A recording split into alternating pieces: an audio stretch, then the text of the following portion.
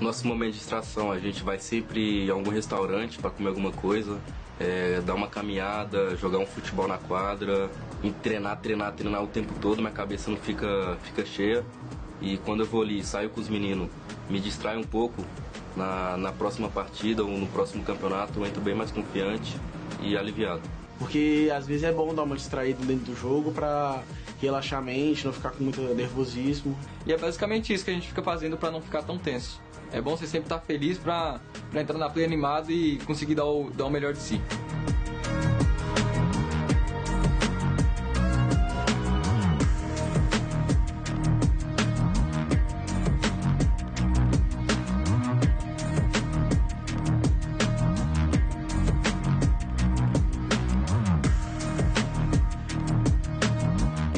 Eu tô muito feliz que eu tô viajando novamente para outro lugar do mundo.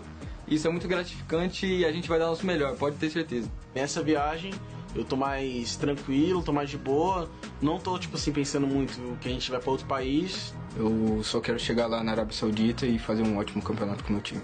Porque a gente vem treinando demais para trazer um bom resultado, ser campeão da pmwl. Eu diria só pra se preparar porque a gente tá vindo com tudo. E a gente entra em todo o campeonato com muita vontade de ganhar, muita vontade de representar o Brasil e a gente vai dar o nosso melhor nesse campeonato.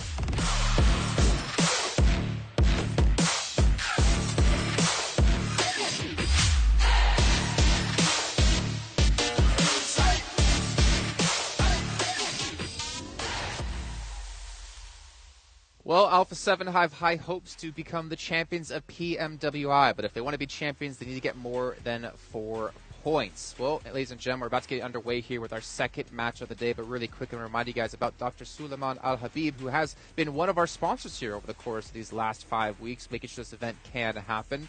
But not even just them. We have also STC, another group here to make this possible.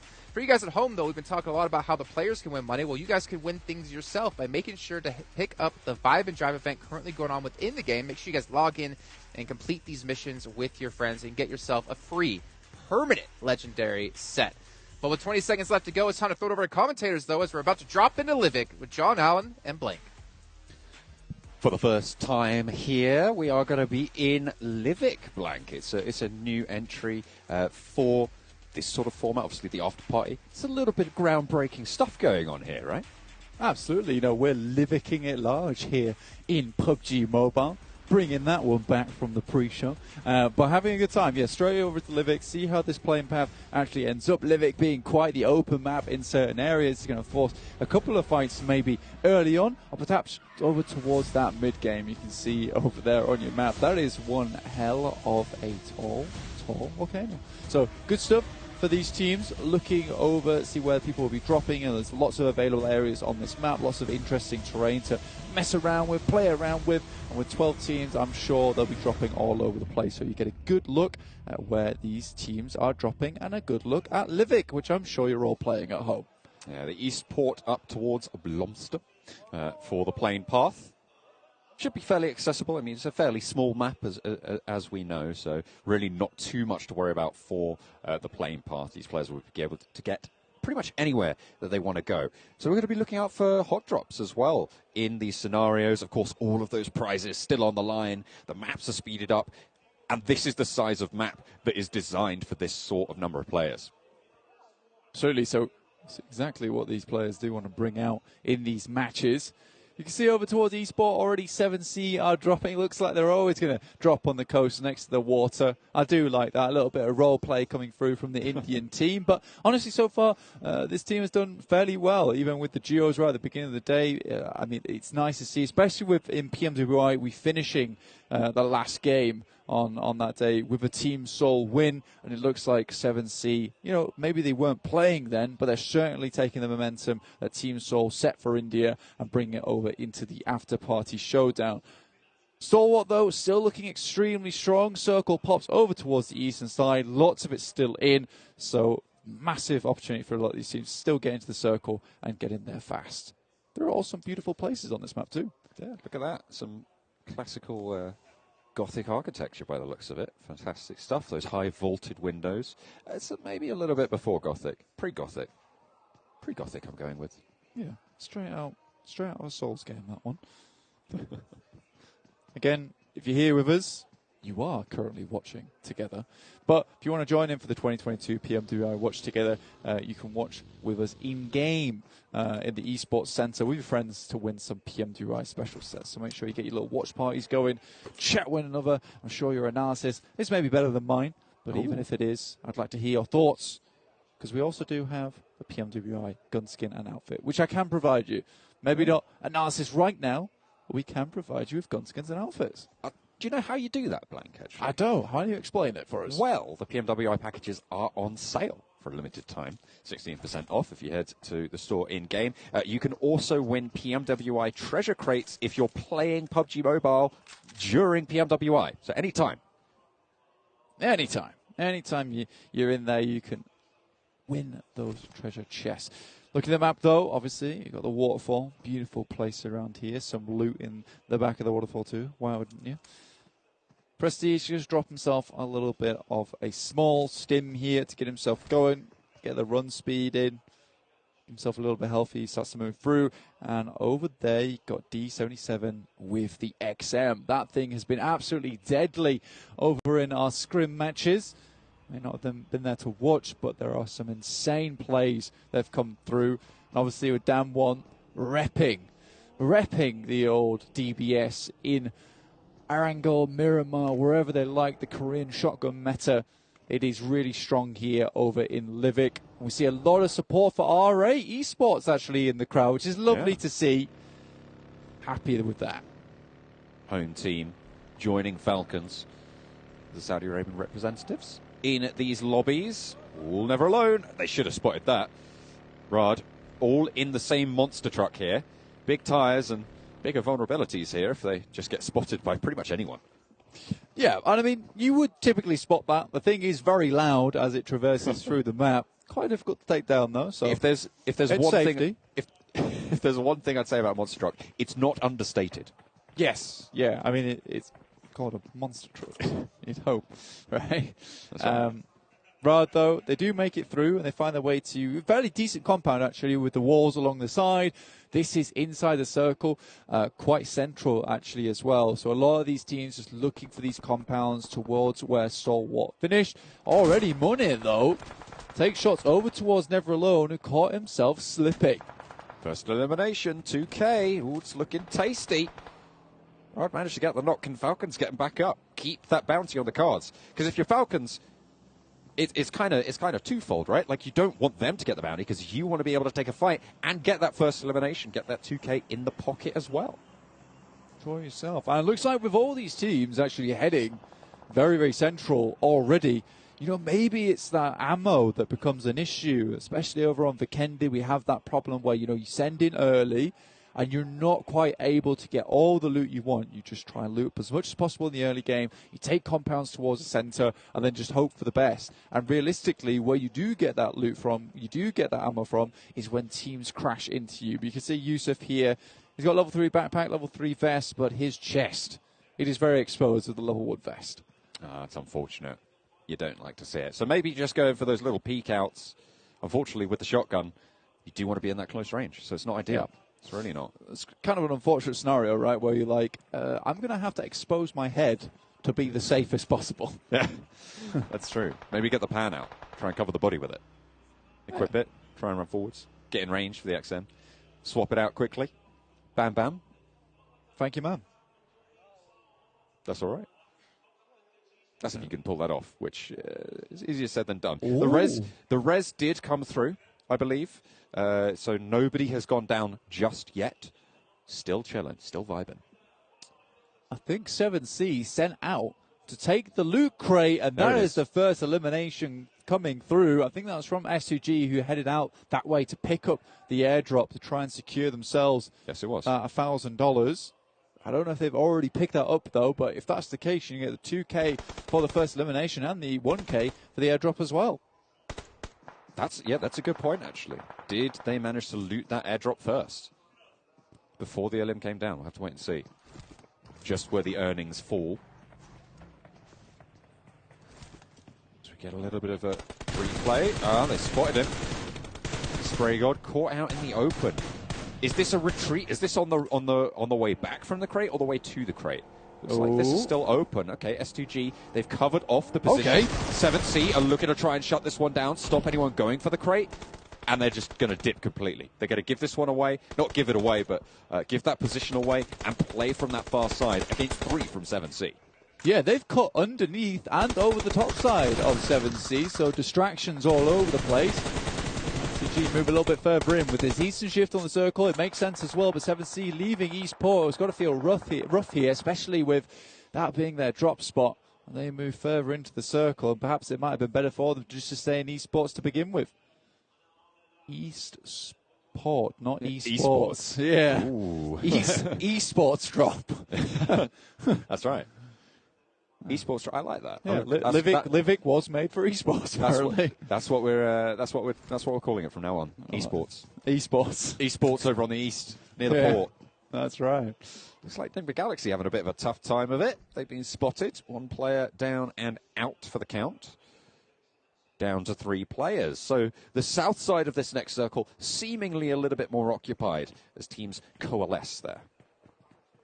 Bigatron keeping it chill here. You can see, though, already, just in Livic, the amount of open ground that is available to so many of these teams. Just the roadsides, just completely barren. And there's a few boulders, a few little places where you can start to play around. Now, these are just open compounds. The windows are all open, fairly large. So you have to be very, very careful when rotating and moving into areas to begin with. Deadeye guys, they're up towards that northwest. They're moving up towards Falcon's position, who still haven't quite recovered from that initial knock. And like I said, that is a nice special elimination coming through, and that will be the first one of the game. Shifu will be taking that one. Cheeky. 2K, is that 2K? That's 2K, 2K, yeah. for the first 2K. special event. Very nice. Add that to the tally. Bigatron engaged with the forward guard of R8. She, across the bridge, has potentially got some sightlines. Zuxi wants to pop the nade. SK-Ton out the window. So position known, but pushed in through the window. Will dodge the damage. That's a dangerous hop. SK-Ton goes down.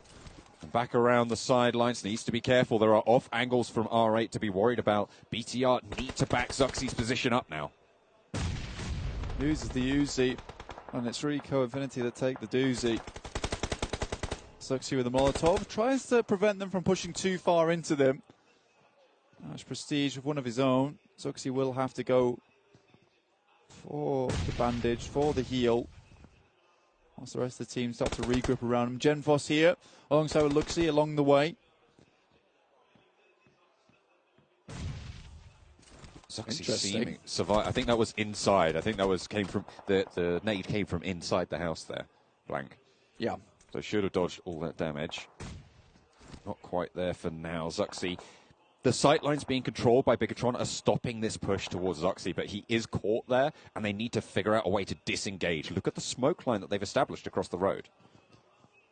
I think that's one thing that BTR has been doing very exceptionally well so far, is just using utility to their advantage, Molotovs to cut off pushes, smokes to prevent these areas of ingress. Falcons, powerful, takes a tumble to Chari from Deadeye's guys.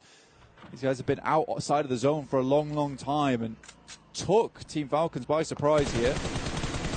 We'll have attention sent their way, though, from Team Falcons. That is some deadly sightlines.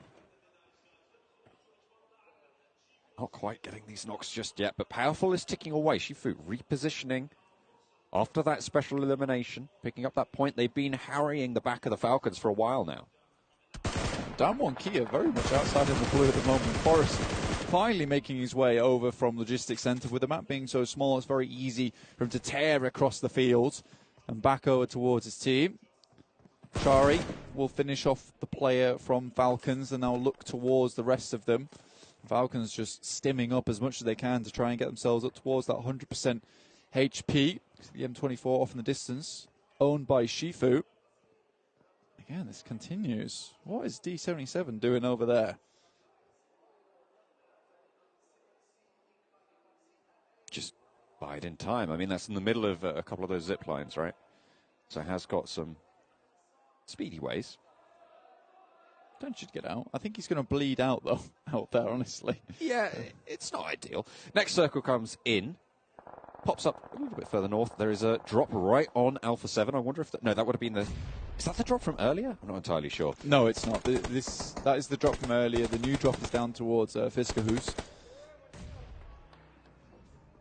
That will never not be funny to me as a name. I love these names coming in Livik. And we're going to be seeing them a whole lot more over these next couple of days. I wanted to introduce Hulim Hayahusu, honestly. That's what we all want. First, team elimination by Team Falcons. There we go. Okay, Falcons pick up the 5K for the first team elimination. Excellent news for the home team. Yeah, really sad for Damwon. I mean, they've been doing so well in the scrim matches, but again, now it's all to play for here. So they had to really pull up the socks, but they were outside in the blue for a long time. Alpha 7 on to 7C. The XM from Madman does not do quite enough here. Aladdin trying to hold down the stairwell. It's going well to start off. The AKM finds Mafioso Mythic. Turns tail. They want this res. Might give a chance to get the res onto Madman. Oh no, not really going to take that chance. XM, as you say, didn't quite do the job there. As Aladdin wants to drop down, he's allowing this res, and I feel like it's just been a little bit slower around the side, pushes in, and they cut down. 2 players, 2 barrels sent your way. It's just too much to handle. I do like that from Alpha 7. The instant drop shot from both those teams. The circle, again, it's moving all over the place. Nick McGalaxy get their way in, but Lord's very low. 1 first aid kit. Very, very surprised for Nick McGalaxy to come into a circle with hardly any meds. But a heavy southeast circle will set Stalwart up for success here. All right. Nick McGalaxy, get those heals off. Could be crucial in this engagement between Deadeye's guys and Rad. She flew out in the open, does get knocked there. The smoke a little bit wayward on the position. And spotted from the off angle. Chari gets the heal off, brings himself back up to that 75 HP. And can keep on going, crawling to safety. Both of these teams will have to move. Deadeye's guys further of the 2. With only 2 players in this fight, Rad have control. On top, spotted. Just Chari now for Deadeye's guys. Rad are just sending it over towards Deadeye's guys at the moment. Like you say, Chari left on his lonesome. And Rad looking for a team elimination here. Alpha 7 moved out from the compound, starting to make their way through, but stuck out in the blue with a shot from behind from Silas along the way. Turkish team make their way in here for a bit of damage. Stalwart, 4 players alive, 2 eliminations so far. S2G, 4 players alive, 2 eliminations so far. Vampire Esports with just Stoned now. Close range, 2 shotguns. So many pellets going to be sent out your way, Stoned. And look at the tick damage from the blue, but he's burning. All right, taken down. Nick McGalaxy are in this fight as well. And just out the way, Vampire Esports will get taken down to boot. It's Nick McGalaxy to stay alive. Goodness me. Free comes in, sends some insults their way and roasts them underfoot with the Molotov there. And Stone's able to get out of it, thanks to that play. SUG holding onto the Wizard Tower at the moment, looking out towards Stalwart, who now have to move in. SUG making a very, very good push in the early game, and they've been lucky with these circles. Finally, Deadeye's guys do go down, but S2G taking shots over towards Alpha 7 and Stalwart. How does Stalwart make this push, though? It's going to be difficult. They have the smokes and the vehicles, but it's a very, very impregnable position from S2G that they've set up. 2 bounties as well on the heads of these team eliminations. Alpha 7, Nick McGalaxy, allowing them to ladder up in terms of placement points if they're able to take them out. 1 player left for Nick McGalaxy, Alpha 7 with 2.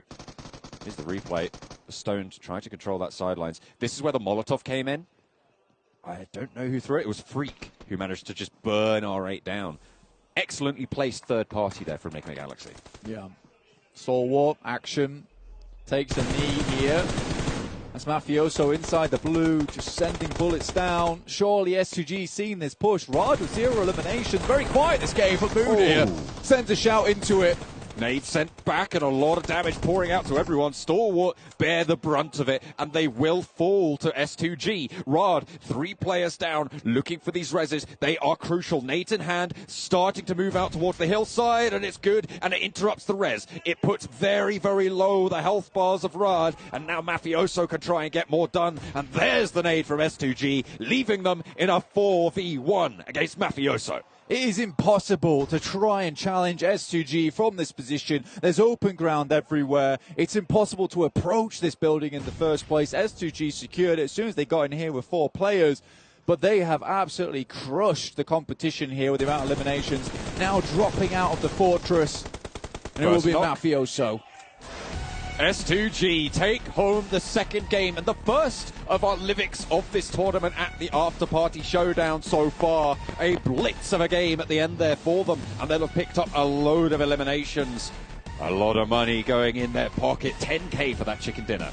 S2G playing that game fast and loose, going north and south side of 7C, finding that compound. S2G take the winner with a chicken dinner. We've got the Turkish talent next to us going absolutely wild over this win, and why not? They have really repped their team here. Coach on the left side has definitely been doing some analysis on this map. Absolutely. The Turkish team, S2G, really, really solid stuff coming through from that wizard tower, operating beautifully with those nades.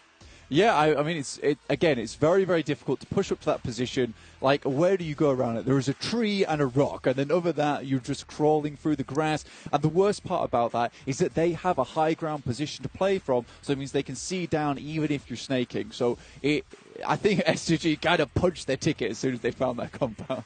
Yeah, absolutely. S2G take it home. Excellent stuff from the Turkish team.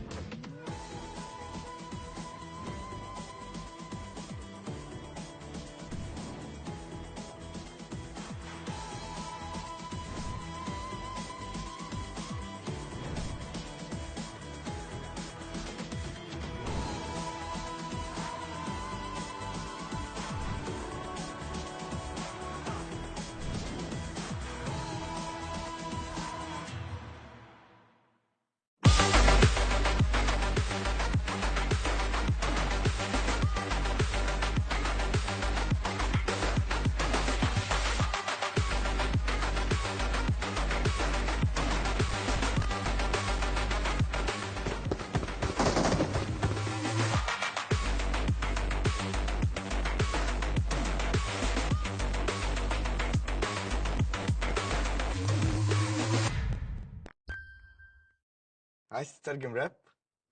تعالى لي. ملوك الصين دي انا ملخصه في سطور، بس مين يقرا؟ فاهم؟ كلام الشارع ده انا هرسه. كل المجال حبايبي.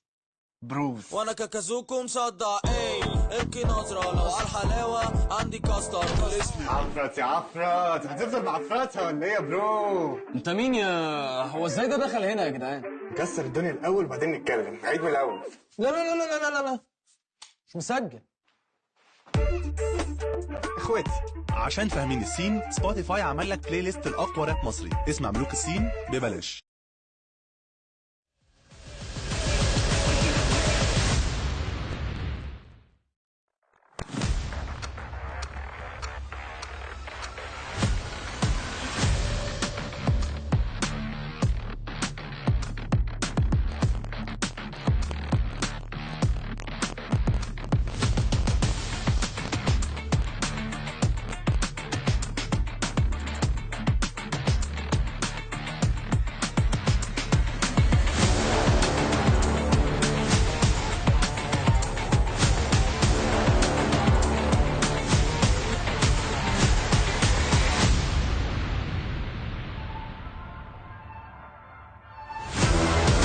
Back everyone, the PMWI After Party Showdown. We've had another match conclude, our first one here on Livic in particular. Let's take a look at our match rankings by STC to see how the teams did. Obviously, STG taking home the win, but also $10,000 extra in their pocket. Have to be extremely happy about that. So let's bring our analysts in to start to talk about this one. Gentlemen, STG, early on Zone 5, switched straight to that compound, or tower, whatever you want to call it. And I was asking you guys, this position, I feel like STG should win, which they did.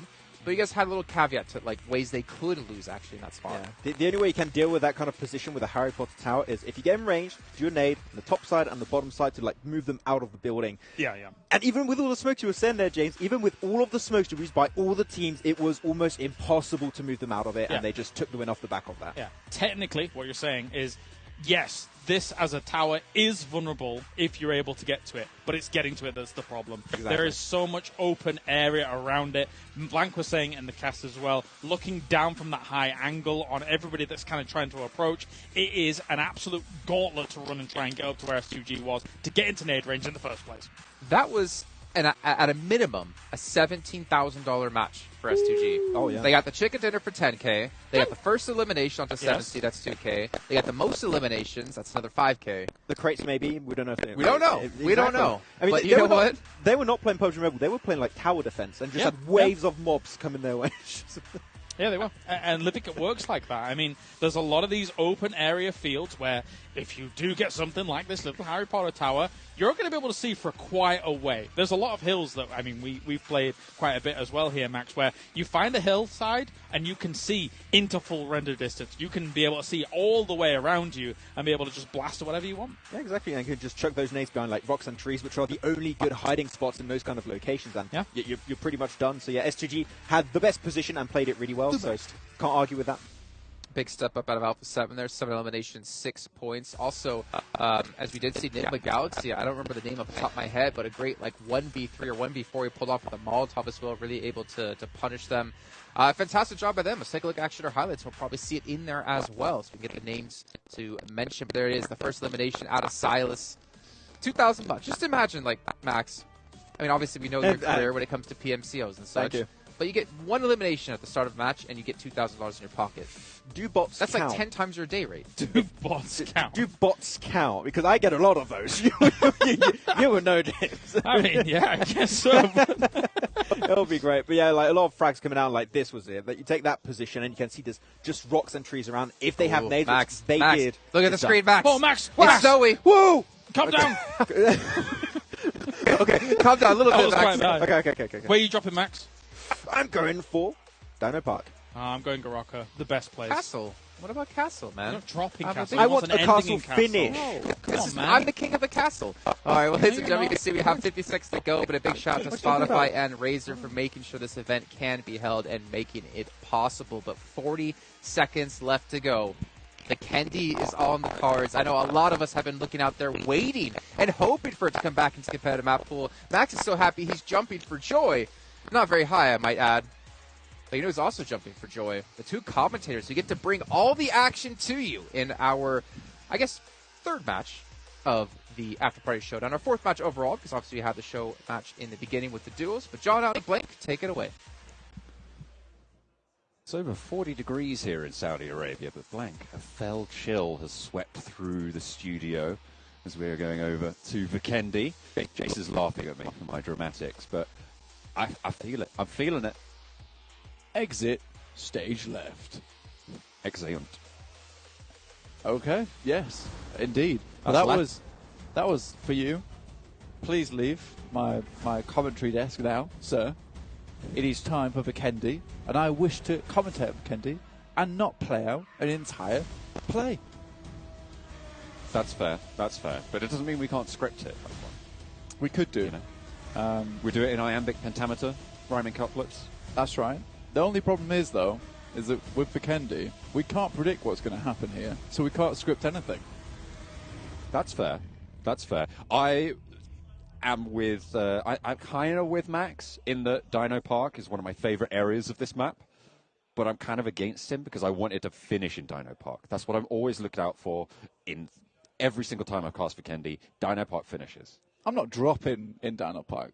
Look, it's difficult. You know, you're rolling around, you're going to the ticket booths. Those dinosaurs are scary. There could be anyone there. Yeah, absolutely. And I'm getting absolutely terrified of the dinosaurs whilst I'm playing. You know, I'll grab an M4, I look up, it's dinosaur, I look down, it's an angled foregrip. I'm like, oh, okay, this is not so bad. I look back at the dinosaur, and then I have to find a compound. So all in all, very awful time. You know Chris Pratt. Let's put it that way. Exactly. That's Max's job, right? Right, that's Max's job. He's got blue on lock, right? He's got the Raptors along his side, but none of us can quite play PUBG Mobile the way that Max does. That's true. That is true. I don't know, Seven might give him a run for his money. Actually, yeah, he does carry us in most Not games. sure. But if you're interested in just how these teams are going to deal with Dino Park and the rest of Vikendi, then you should be watching together with us. Watch PMWI together in the in-game esports center with your friends to win PMWI special sets. And also, the 2022 PMWI Gunskin and outfit is available. You can grab those packages that are on sale for a limited time, and it's a limited time. I'm going to have to leave that alone for the time because BTR have just dropped in the same compound as Dead Eyes Guys. Trying to heat up Trev, no. DBS already picked up by the Deadeyes guys. Tommy gun as well. It's going to be loot fast as much as you can. What have you got to be able to put into this fight?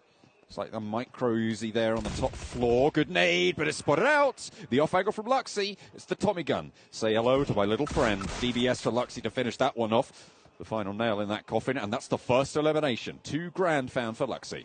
Go on, Luxy. Get that money in the bank. That's what we like to see. And now Deadeyes guys, they're on the back foot. They're running away. They've got the Thompson, the M4, and another Thompson in hand. They're looking to unleash a hail of bullets upon Bigatron, but they've already got the first strike upon them.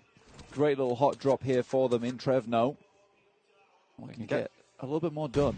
If they can get the team elimination as well, that'd be huge news for their bottom line. They're biding their time. They're not going super aggressive, and in these urban environments, when you know that they're going to be playing with shotguns, with SMGs, you can't be taking those risks. You can't be overextending. So taking it slow and cautious, probably good. Absolutely. Chari, though, as he was snaking last game there on Livik. Looking to get something done here, but BTR moving up as a team, as a line, from compound to compound, shooting off the DBS to frighten the opposition. Oh, it's the double DBS action coming through from two players from BTR. But they're on the top floor. I feel like, I mean, it has got a fairly decent range, I suppose. Yeah, you've heard of the Siberian Husky, but have you heard of the Indonesian Husky? This one's coming to grab you. Falcons are just moving across the map at the moment. Damar, the UMP, said how deadly this weapon can be, but open roads, looking for a vehicle. Most of these teams, that is the idea at the moment. You can see in your bottom right already the snowmobile is in effect as most teams start to move across.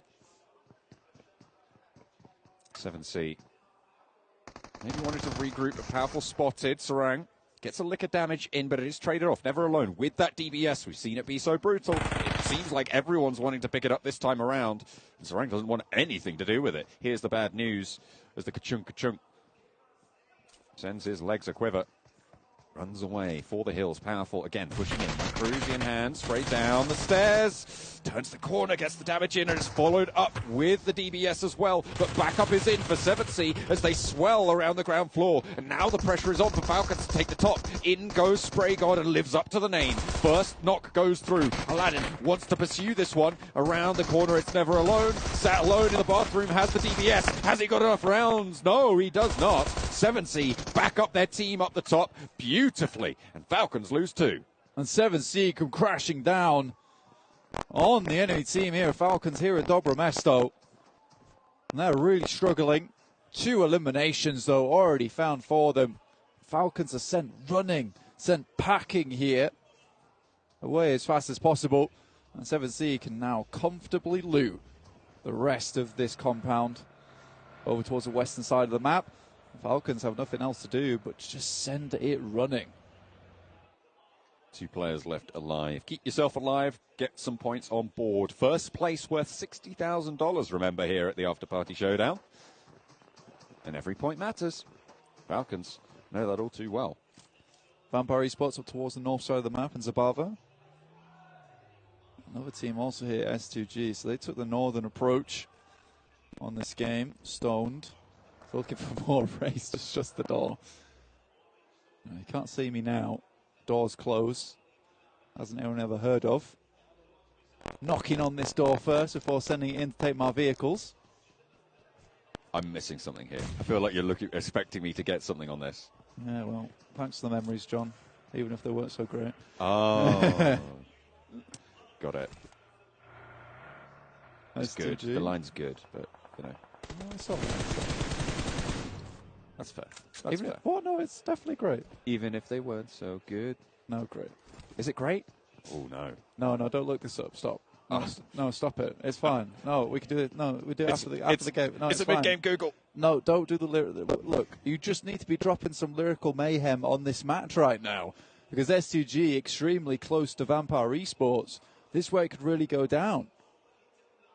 That is fair. At the moment, S2G not really taking a close quarters fight just yet. Vampire Esports on the verge, on the precipice of getting it done. Not really. And I was right, wasn't I? Oh no.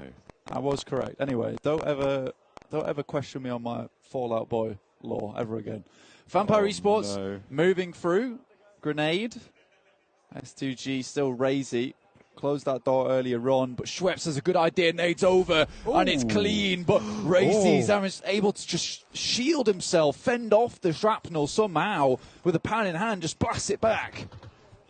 Seemingly an unstoppable force. Curtailed. Ooh. Another nade in. That one could be good. That's on the money. Razy can't stand up to a second. Used one of his lives there. Schweppes gets across just about. Silas with the G36. Not quite able to get the job done.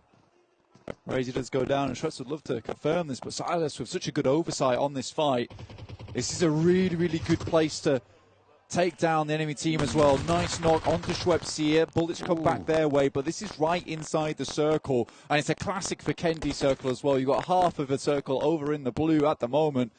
So a lot of these teams making a massive run up towards the north side of the map.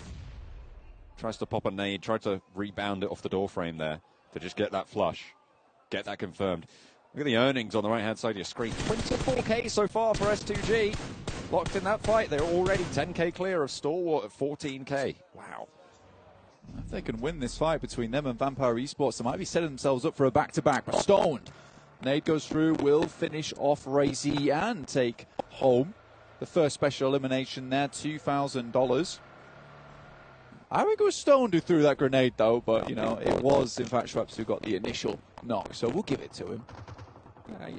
You love to see it. You love to see it. Kelsey for one. Silas with the flush. Oh, that's a cheeky angle. That is pretty nasty, isn't it? Oh, dear, that's even cheekier. Silas! Oh, my goodness me, Zuxi. You can't be missing those. That was a sitter, if I ever did see, but Silas snakes away. Yeah, Silas clambering onto the side. You can see his legs moving, but the body not quite getting over the railings. And I think Zuxi was as surprised as I was looking at that. Hamzy, though, comes underneath. Ravenclaw takes the DBS to the face. And somehow S2G is still keeping this one up at the moment. Unfortunately, Hamzy goes down, which leaves S2G down to just 2 players remaining, which is still feasible here on Vikendi. Hamzy maybe looking to just survive as long as possible. Kelsey and Silas, the last 2 for S2G now. Top earners so far on the day. With 2 players left, maybe that run will be cut short. If Stalwart are able to take this one down, they were 10k behind at the start when we saw the earnings earlier. Of course, that's a 10k chicken dinner. Whoa, Schweppes, okay, doing the moonwalk in the vehicle itself. Just rocks it on backwards. In that situation, you don't have time to turn in that thing. It's going to spin right out of control on that hillside. I know, I've done it.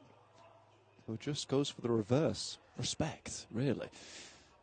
So all ending here over towards the northeast side of Zabava. A lot of teams here right on the coast by this bridge that heads over towards Cosmodrome. You can see it off in the distance there. BTR on this little cross. It's very, very open right now betwixt here and the frozen river. See in the top right of your screen, it's a really heavy northern shift on these circles so far. So about 50% of the land. I mean, it's good old Vikendi circles. And it seems like we're going to get another hard shift as well. I mean, I said this earlier as well, so I mean, I think we're both on the same page here. Again, I would say this is even 60% water now, with this incredible circle that we're seeing on our screens. We love Vikendi, because it just packs teams all into singular locations, but action comes through the nasty headshot onto Rod. First team elimination seems to be just around the corner. 3 teams on 2 players. Rod with one of them down, leaving them with 2 there. Tumok Gaming trying to push Tumok here. Pushing up onto BTR's position. Find out all about the Titans from the east. Megatron Red Aliens hold 1. Fabian goes down, gets flushed. Song gets back into the shack, but it's Vampire Esports trying to make their way through, and a player goes down. It stops there. He's stopped in his tracks by Damwon Kia. Schweppes isolated as well from Stoned here in this position. Really not able to get back to it. Down one, Kia have oversight. S2G, they lost 2 of their players early in the Galaxy. Similarly, unfortunate that you'd seem so in this position. Ralph now and Hamodi trying to hold off against Alpha 7. Ralph under pressure from Nade. Potentially an off angle from the back there for the backup from Hamodi. That nade needs to be good, but it's a little bit long. Only gets a little bit of damage onto Revo. Spray's looking quite good, though. Ralph stays up, stays standing. Caught and Hamodi in. Ralph is knocked. It's a 1 versus 3. Spray is good for 1. Hamodi! Oh, but no. Carrillo takes him down at the right time there to save the squad. All 4 of them still alive. And that is a squad elimination. Dear me there. Hamodi almost brought it home. When this guy was just absolutely tearing it up over in the PMPLs. And he has really been one of the rocks for Nigma Galaxy, and they're starting to add more and more fantastic players, but he was one of the real ones. That's all I'll say. He's a real one. Big up to the real ones out there. Yeah. Mainly Hamodi. Just Hamodi, actually. Yeah. Nobody else. I will say that Zuxi and Luxi, as Zuxi does go down, I'll say that BTR should really be having a good time here on Vikendi because, you know, being such a long-standing team, I mean, Zuxi and Luxi have played Vikendi competitively in the past. Plenty of times. Strike terror into the hearts of plenty, but over the top, DBS from the top rope, looking good for Silas. Turns for a second, and a S2G faltering under the purview of Schweppes there. Kelsey trying to hit the shot, but Pika picks him off. Steals away the team elimination there as well, which Vampire Esports got to not be happy about. Oh, looking to really bump up the numbers. You see that circle there? Hard shift down towards southwest side. Falcons. Not really much else they could do there, but most teams still in this one. Falcons were off the coast of northwest. They're swimming. It's got to be pretty chilly. I hope they got the thermals. You'd hope so, right? But again, getting hot here in the after party showdown. Dead guys. Look up towards BTR. Still 2 players in this one. Down 1 Kia. Probably one of the only teams rotating right now alongside Vampire Esports, who have to drop out of that vehicle because he's on fire right now. Uh-oh, trouble for Alpha 7, or maybe more accurately for Down 1 Kia. They rock straight up into the sight lines, but they are pushing. They're going for the fight. Alpha 7 handle it. Beautiful stuff. And another team elimination coming through for the Alpha 7 squad. Really good news to try and get them a little bit more money on the cards as well. Yeah, that was a rip and tear coming through from Alpha 7 on Down 1 Kia. Tried to reposition just a little bit, but this is a really, really nice spot for them. And they knew they were going to be safe here for a very long time. So taking up that position, so strong. It's across the road as well, so you'll see anyone that's trying to take up position with you. I don't even know who was in that car. It was going so fast. Dead Ice guys, I think. Yeah, lightning. Bigatron. Get a swivel. I see 1 players for Bigatron left standing after their engagements that they've had so far in this game. Rod is just a little bit further away from them, but they're pushing in on the east side of this next circle, which is a little bit more landward.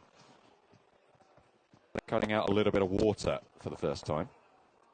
Yeah, I think most of these teams knew pretty much where the circle was going. It's just it's fortunate a lot of the teams are already in the circle on the southwest side, which is where the majority of the good compounds are anyway. This road really does cause problems now. For Alpha 7, things become bad in the next circle should it shift away from their spot and they end up having to cross the road. But the amount of people that's actually driven into their compound and they've been able to eliminate quite swiftly, put it that way as well, you know, they should have a lot of smokes available to themselves. No vehicles, the smoke should be enough to maybe get into a hopeful position. Rod should know that this rotation is coming through on the coastline for Dead Ice guys. Do they have those sight lines? Because at the moment, these ridges are being played quite well. On top drops out. Oh, shots beautifully found from Chari. Great backup players from Rod. Very nicely covered. And that gives Dead Ice guys the chance to move on up towards these angles. But where are they getting shot from? It's Alpha 7. They're into the fight on the western side, and the circle moves further towards them. Dead Ice guys are on the broadside. Alpha 7's just partaking in all the action right here. Fioso, UMP, 3x on side. He's keeping himself available and watching these locations. Chari back up in action. A little bit more over there. Honestly, this is just protection. This is a survival game for Dead Eyes guys at the moment. Nice nade. Over towards the Dead Eyes guys to keep on down. Slow the Dead Eyes guys encroaching for a push from the northern edge. Alpha 7 are doing work in that front as well. Seems decent. It feels good. I think it was just before the reds on top, which means that he didn't go down. Again, he took it on the red bar instead of on the red health bar. Alpha 7 taking shots over. There's no way you get further than that. Alpha 7 pick up another team elimination. They're on track for the 5-day. Goodness me, there's another one. Oh, that's a never sure of the lobby. They got 6 teams down at the moment. Shots into the vehicle action. Taking shots from behind. It's BTR also joining into the fray, and that's STE out. Right, eliminated by Alpha 7. STE with 2 players left there. Pika and Scry losing their teammate across the way. That split didn't go well. Alpha 7 on the northern shore. Arbiters right now. They're pressed up well, pretty much everyone. 7C still going. A beautiful nade over the top. Comes in from Luxy. That's plenty of special limbs. Yeah, smokes plenty for Luxy and Gen Force at the moment. Still moving through with 7C, still going strong. Unfortunately, Madman pops his head up a little bit longer than Luxy. Also, it hits the deck as Alpha 7 continue to just pressure everyone in the lobby. And look at the circle. Oh, it's horrendous for these other teams. Alpha 7 definitely take this back home. Falcon nicely spotted out in the water. Having attention sent their way. Damar is going to have to surface pretty soon. Can you stay safe from the hail of bullets? He went away 2 players from 7C, so you have the attention sent this way. Tron did manage to get that res. There's another nade. Oh, God. That was so crucial that he didn't get that for Bigatron's potential in this lobby. Alpha 7 moving, remember. There's only 12 teams in the lobby, so 11 eliminations is pretty hefty for Alpha 7 here. 7C. Still aside, but this circle just benefits Alpha 7 so much. We're going to get a quick replay on Mafioso. This is such a good spray down. So clean.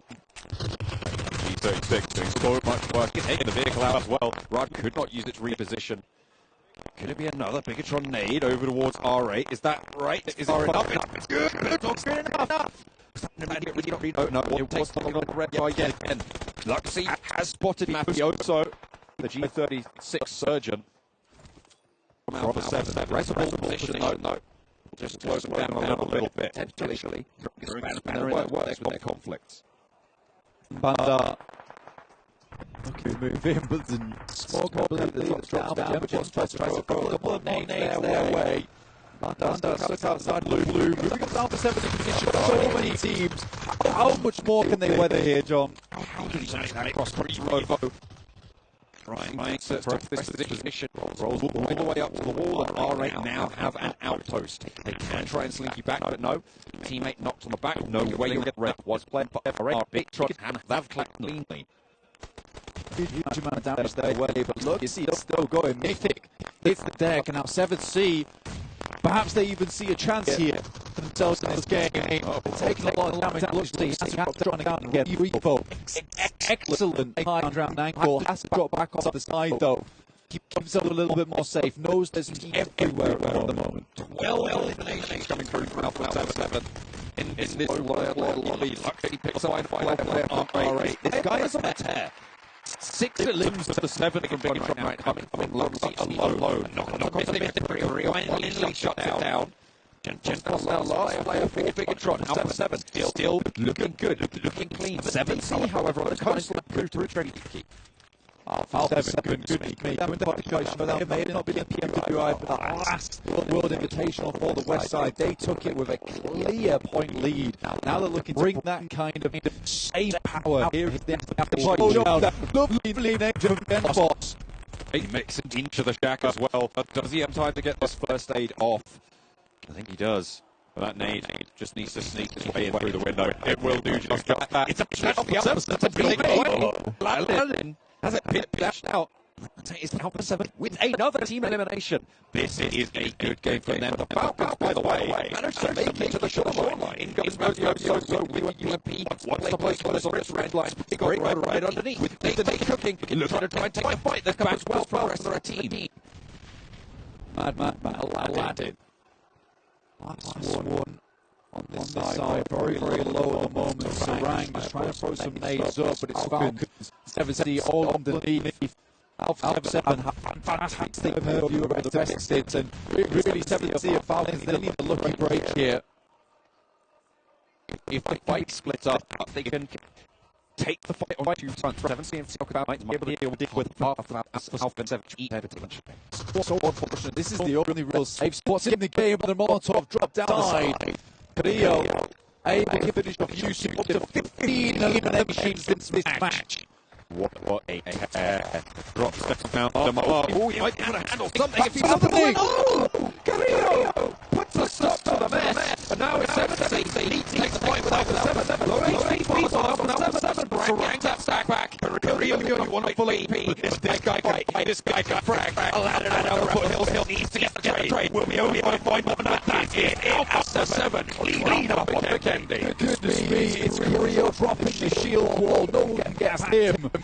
Now they'll be able to come down to the next match, and absolutely they will come down now here, because that was unreal despite the freezing temperature of that match. I would have been wearing a t-shirt if I was 7. They were absolutely brutal in their northern side compound. They were on the swivel. Nobody was really trying to them at that stage as well. Excellently executed. Unreal circle for them though, you've got to admit, like, directly on that top side, they drop up, head to compound, go out to rope, and it comes back to up again. So, I think the way they definitely deserve it though, having so many teams crashing into them, it must have been a tough time. Brilliant stuff done. The Brazilian team, plenty of other teams with a lot of money in that game as well. I mean, that was really good. I mean, that means just that was so good. Pretty much. That's what I'm getting at. Okay. I think overall, we are going to head over to the stats to take a look at the points presented for STC.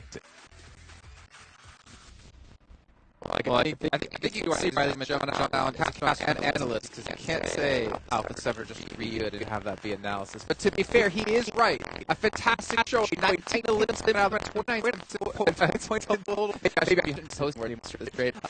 They have been getting better and better as each match has gone on, and Brazil has shown the true power of what they can do.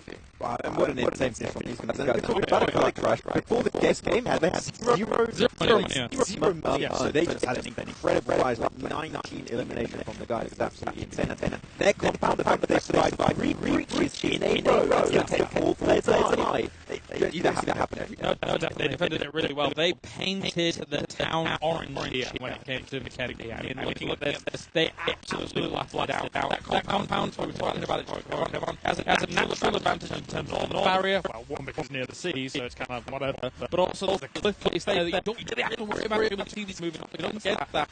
So from looking at the other angles of the team, but their awareness was hyper keen in this game to be able to provide them such a massive victory. And also big respect to Mafioso in particular. He wants kind of like taking him the bubble for 5 points without saying making sure he can information clear off the road and going to transfer third party. If he's not there, I think with all the breaches happening, the third party could happen. So there's a lot of micro things that happen for Alpha 7 to get this far and get the elimination. Yeah, and getting guys right. It's not like they fought against like 1 or 2 teams and had a good position, but they literally had to fight like turrets, taking every single team down the bottom of them. Okay, lucky sometimes to get back into the ride, and then it was already easy. They tried to actually steal those eliminations away, but then Megatron chimed in to actually prevent that. All in all, and what makes me sad to say this is we haven't seen Brazil be either strong in a very long time. Back to Loop's era, years and years and years ago. I think Blank mentioned during PMWL West a long time ago. It's fantastic to see that teams haven't been getting better. They have been improving. They were definitely a letdown when it came to GC this last year. Yeah, it's been a little bit rough, unfortunately. But you know what? We've still got these possibilities on these kind of stages to get back into it. So it's good to see. I'm happy to see and especially get a point down there. I just think there was the team that's going to take time to find relevancy on an international stage. So a few eliminations down there. I mean, aside from having a central circle position, given how rough this circle was, some teams' interesting approaches to the circle could pay dividends for them. Of course, Falcons, they were in the sea for a long time, and then came on. It must have been a bit chilly.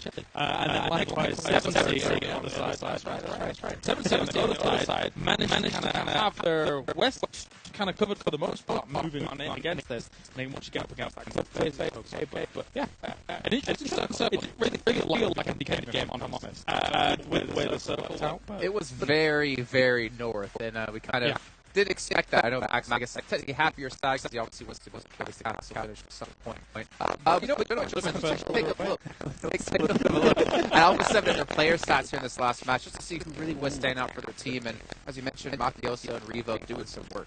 Yeah, especially Gary will be able to get so many of those manipulation when you have like 3-4 crashes in a row. Like he was getting all those finishing blows on the teams, and then of course Mafioso was taking really good control of the ball. The southern edge actually, so the compound making sure no one's going to get involved. But man, that conversion rate from the levels into 6 eliminations for Mafioso, 7 eliminations also from Carrillo.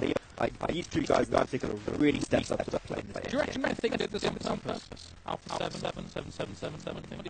I feel like this has been a game casted by 7. Quite a lucky game. Yeah, it's pretty lucky. I mean, lucky game. You know what? Yeah. I would make the point like it's like a point. That's fine. I mean, 7 knockouts, 7 eliminations, 777 damage. Evo 7-7. Yeah. Oh, in his game, yeah. Nice try. Thanks. I'm hoping, but still, I mean, the thing is, right, a lot of the money, a lot of what we talk about focusing on when it's come to this part of the event, it's about the money. It's not about necessarily the placement, the 10 cents, that obviously what you want to go. But technically, you could be a team that comes out like doing exceptionally well in every match, winning a lot of the match money, but also getting first place and taking home an extra $60,000. Like, realistically, you could do that. Yeah, I mean, one could be other. If you are the team that gets the first elimination, the squad wipes every single time, by default, you're going to be placing way higher in a ranking. Sure. You don't want to not get the other. They could just come in a package. And the interesting thing about a game like this, they didn't get the airdrop though. That was Genfos from Bigatron. Okay, well, you know, $1,000 gone. I think that's the easiest thing to take away from them. There. But everything else, they absolutely dominated this game. Not only in actually getting the win, but also everything else revolving around the prize pool distribution. Yeah, look at that. You just get barely in range of them, and they're just going to instantly spray you down. And this 2-2 split in particular, making sure the two last teams had no way to make it up that little ridgeline position and contest. Like the control was huge, and it was just impossible to escape Alpha 7 there. Yeah. And the thing was, I think it was Blank saying, I mean, Carrillo putting down the shield wall so nothing could get through, but I think Carrillo is more retaliating there, shooting at everyone that shot in his direction, like his head on a swivel. But still, that's just one match. We still obviously have had a lot of teams do exceptional over the course of the event so far. I think for me, since we didn't touch on that much, is actually Bigatron starting to get into the event. I feel like there always have been a team that starts really slow when it comes to an event, then they start to warm up, and obviously with a 3-day event, you don't have much time to warm up before it's over. Yeah, they did get the first elimination that game, so that's still something that came their way, right? But there has been some iterations in the roster that like it is going to take a lot of time for them to find their groove and find their comfort. So it'll take some time, but as you said, they're going to be a slow burner team. Tomorrow might be the day where they really step up big time. No, definitely. And Luxie almost did 1,000 damage before he was goes down to Alpha 7, fully enough, while all of those fights are going on near that compound. So, yeah, they were definitely gaining speed, momentum, not the last one. And we actually have, of course, Blank was saying about Luxie, he's one of the guys that kind of stood the test of time in terms of performance. I would argue maybe there was a kind of a little bit of a drop-off for a little while. I think maybe it was based on some kind of teething problems with how the roster was being and things like that, maybe some changes. Yeah. But overall, still able to blast down. Still very clearly an absolute all-star. Okay, well, if you guys at home want to play like the pros, you can pick yourself up the Sony 1.4 Xperia. As you have seen, it's been created in collaboration with professional players. It's also an official partner here of PUBG Mobile. And well, speaking of playing like the pros, maybe you want to learn on how they play in other games. We actually do have a video here with Alpha 7 and how they tried to play some basketball.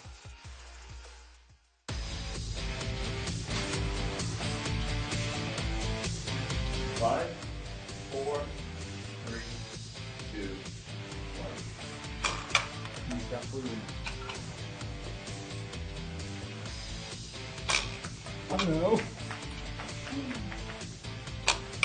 Rồi, muito difícil. Pode ficar lá? Não, vai. Vem, negócio disso.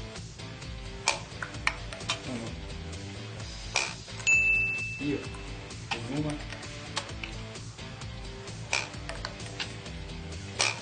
Não. É muito forte. Outra. Outra. Nossa, é muito difícil, velho.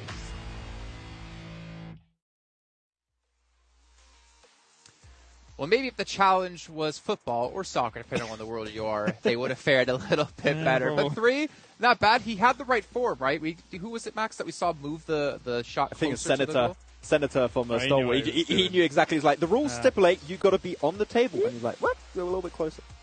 But he couldn't hit the shots, unfortunately. But at least they can hit the shots in game. That's all that matters, right? That's where they win their money. They don't get money for the challenge, I think. $1,000, I think, for the winners of that. Wait, what? Yeah. Why are we playing? I asked, they said no. Sorry, I didn't mean to sound so angry. Okay. Look at me. I'm built for basketball. Come on. I would have probably Yeah, just saw so the am shots. I. For that one. That's my kind of basketball, you know? Very short, guys. Oh. I mean, yeah, I'm not getting so off if the- you did the basketball challenge, would you have been on a box playing that? I'd have been on a box playing even that one, all right? Just saying. Well, I mean, could you even reach the table to do it? Would you have been like, I'm not that short. Come on now. Steady You're on, not, lad. you're not Seven Worlds Gaming Short, but No, don't I'm worry, not we'll be Seven coming up Worlds later Gaming on Short, to that's actually show that one. But obviously, we obviously have another map coming up here. I believe it's going to be Karrakin, if I'm not mistaken. We talked about seeing Livik for the first time. We're seeing Karrakin now. I'm really excited to see how this one's going to go. You guys want to dive into that a little bit? You want me to talk about Karrakin? Yeah. Oh, you want to talk about the Panzerfaust. Let's stop him before he gets all explosive. I'm going to explode. I'm scared, if I'm honest. There's not many landmarks to drop in Karrakin for 12 teams, to be fair. There is all that kind of tunnel system, which is interesting. You got sticky bombs, you got Panzerfaust. Everything could get very, very crazy very quickly on Karrakin. Yeah, and you got the G36C, also part of the weapon pool in this one. That we saw some teams actually playing it last map over there on Vikendi, so it could come into play. They're and stirring the C4 too. pot? I don't. What are they doing? They're stirring a coffee? That's their thing. It means easy when they do that. Easy. Ah. Yeah, when they do that, that means easy win. Also, like it's just like celebration. Yeah. When I do that, it means I want soup. Yeah. Spaghetti also. Oh, spaghetti, yeah. Yeah. Why are you laughing? Go away. You're not supposed to be here yet. Sorry. I don't. I don't. Maybe when Avenger and Seven Worlds Gaming get in, they can tell us what that means for them, but this doesn't. Okay, well, anyways, I want to give a big shout out here to MasterCard as well, one of the sponsors here of this event, as well as Saudi Investment Bank. Again, without them, this event would not be able to be taking place. But for you guys at home, we do have a survey going out for you that we want you to take part in. You have a lot of time to do so over the course of these next 3 days. Make sure you head over to chat. Make sure you can see the link there over on any Tencent social media. So make sure to participate because you know what? It matters for us. We want to know exactly what you guys have to say. But there are also two gentlemen. We want to hear exactly what they have to say when it comes to this map. We got Karrakin loading up. We got our new casters loading up as well for the first time for themselves. We got the teams getting ready, getting excited. I hope the two gentlemen to my left-hand side are going to be getting excited because they're going to be thrown on over to Seven Worlds Gaming. And you'll never believe the man who puts pepper in his coffee, Avenger. Pepper in the coffee. I thought that was somebody else. But you know what?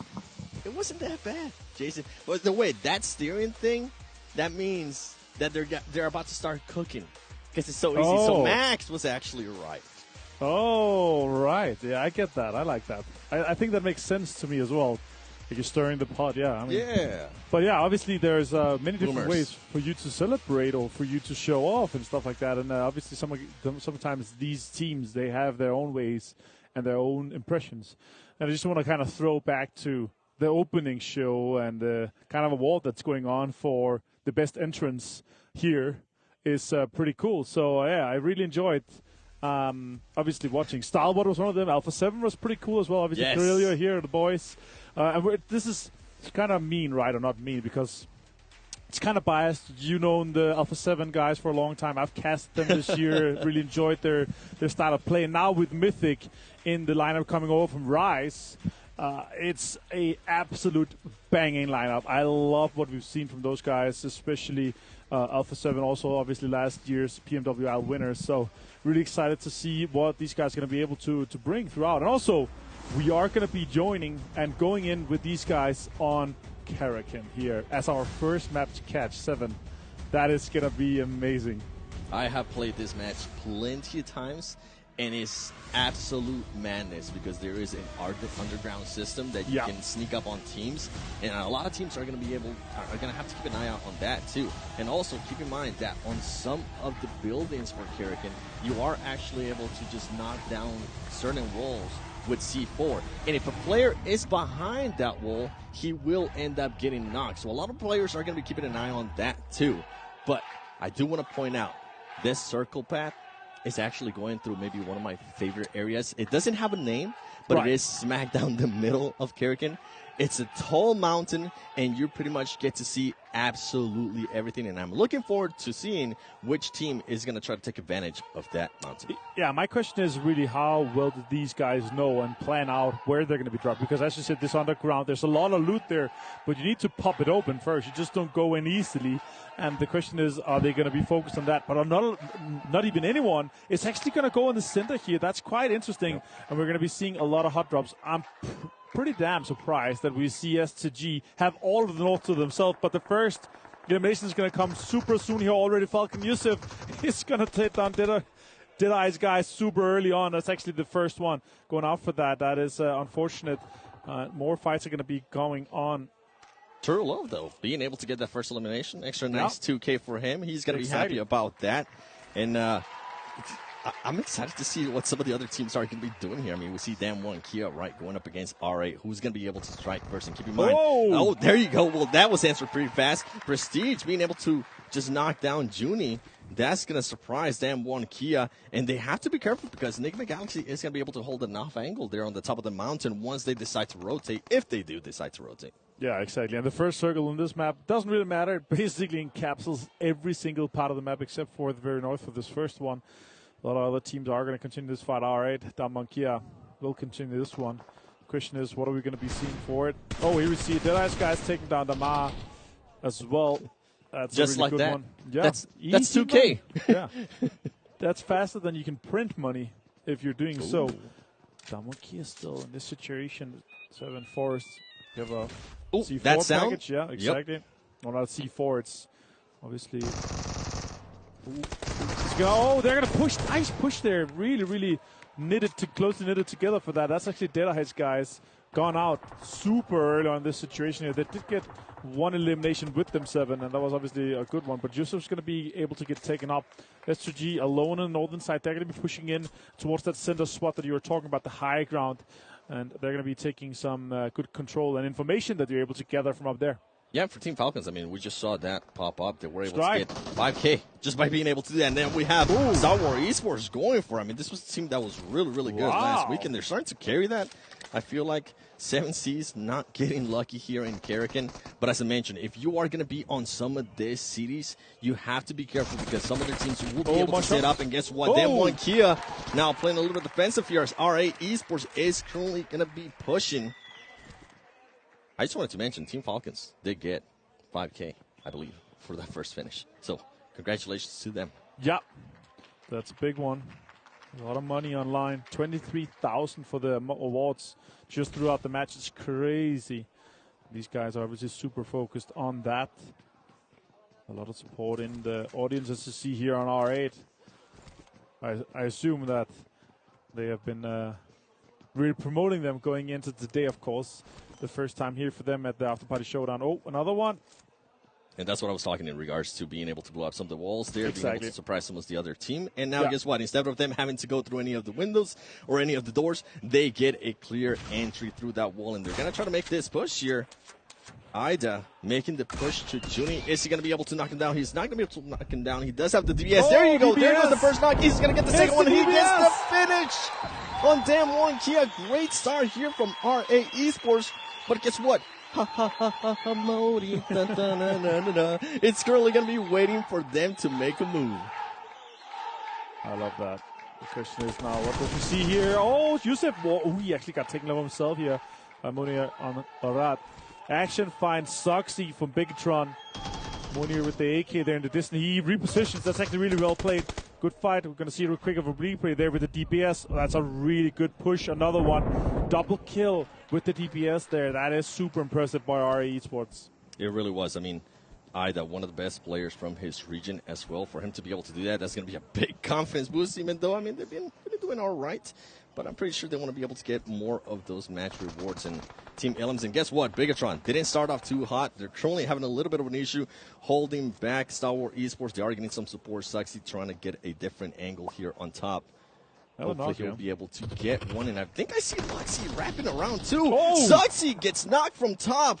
Luxy not being able to get an angle with all. There's just so much terrain here on Karakin that actually kind of. I call this one the mini Miramar. Yeah, that's true. Even higher on the very top as well. Also super accessible. You can just basically run straight up. You see there in the distance, Alpha 7 is having their eyes, and then potentially with the eliminations that could come out, they're kind of holding them out, making sure that they could capitalize on that situation. It's on the south side, and especially here with the first circle, 7. There's so much focus on the eliminations because there's not that much focus on getting into the circle, right? Yeah, and I'm looking at what Luxy's doing right now. He is able to see Alpha 7. He is going to be able to see Star Wars Esports. But guess what else he sees? He sees that airdrop. And if that is the first airdrop to Lamp, and he is able to collect that, it is going to be 1K. They're going to get that risk off, it looks like, though, that they're going to be able to get up to 3 guys strong. Again, Bigatron. And then the question is, does Alpha 7 push aggressively on it, or are they just going to wait for that Stalwart fight to just unfold? Oh, Lord finds some good shots. That's really well played. Nice M4 spray on that, really controlled. That is good. And being able to get that elimination, good as well. I'm surprised that Hamodi's actually not trying to rotate to get an off angle for his teammate. Yeah. But hopefully, I think they might be planning something else. You can see low right there. Oh, that's why, because they currently have Freak giving him so support. And the craziest part, I mean, with all these new maps that we are adding, they are so small that they're going to allow so many third parties. So if you are going to get into a fight, they have to finish off those fights quickly. Exactly. Circle is closing shortly, and then the guys that are focusing on getting a good position, they can see if they're going to have to move. As you see here, Vampire already super focused, just like in the regular games with 18 players. Very focused on getting that position locked down early. The terrain and information, the high ground that they're able to get there is also super crucial for a potential win here. Again, $10,000, 7, for this winner chicken dinner. It's going to be a good amount of money put out there. And they're actually going to be super happy with that shrink there. It's going to go on the west side. It's going to have Vampire dead center. And I'm going to be looking at what else Enigma Galaxy is going to be doing here. Are they going to decide to rotate? Because if they are, they're going to be able to gatekeep R8, especially since they're already setting up 2 players. You can see one of the players from Enigma Galaxy starting to rotate to get an off angle. R8, though, trying to get some knocks, trying to get some finishes as well. And guess what? Luxy is found, and he is going to get eliminated by Star Wars Esports. That's super unfortunate with that. Shots with Enigma Galaxy. You see Rauf in the distance. High ground. Really has a lot of information of this town here. But again, they're going to be forced to move just later. Rauf inside circle. Half of the city is inside as well. So they're not in a really early time here. But yeah, we'll see also. I have a lot of more zones coming down. But yeah, obviously the sticky bombs here in the very early. When we see these hot drop situations and in the towns, they are kind of crucial to that. Also to get into the underground areas in some places. And I mean, this is kind of what you want to see here from Lord. Just pray patiently, wait to see what RA is going to be doing. Your teammates are going to be able to gather so much more information. And you were talking about Bigatron being able to get that revive. Guess what? They were able to get the revive, but they did end up losing Luxy, sadly. Exactly, and as you're pointing out with Enigma Galaxy and the high ground, Amadi, all these guys, they are pushing towards that R8, is fighting Rauf, taking some fire. Ooh. On the other side, he's gone really low, though. Half HP is going to take another peek. He's going to have the M4 in hand, does not connect the last shots to get the knock. Prestige pushing up as well. There are shots coming in towards him as well. He's also taking damage here. Prestige Bandar, though, is pushing. Yeah, that's what I was talking about earlier in regards to the third parties. I mean, now Hamodi has been finished, and guess what? It has come back for a little bit too. The Molly as well, Molly. being able to get 2 players right there. Raouf coming back. Now it's only going to be Bandar waiting for them, and this is going to be a 1v1. Who's going to be able to win it? You can see Raouf there just pushing the action. Does he have any utilities? He doesn't have any utilities in regards to spotted him. Mollies or smokes. But they are going to try to go for it, and he needs to be careful, the player from RA, because Team Falcons might be able to spot him here and actually third-party him. And Raouf, I saw those. Oh, here we go. Bandar only has a level 1 helmet, 30% damage reduction rather than the 40% that the level 2 helmet offers. So that's a really rough one. If he gets headshot in that situation, he's going to go down quite fast. Raouf pushing with the M4 in hand. He's going to finish off the eliminations that he found early on. Here's 7. That is really well played with that Molotov. That is super accurate right there with the throw. It's super hard to hit those Molotovs on point, and getting 2 knocks with that alone is just super crazy to see. Smokes are coming out, and he's going to grab all that. Yeah, I'm pretty sure he's going to be looking for some grenades because he wants to go for that most special eliminations match rewards. I mean, yeah, I with would. the grenades, exactly. And also, you're on here in Karakin, you're not going to see the other special elimination. Obviously, when you get hit by cars, they're really hard. They're not as hard as the grenades.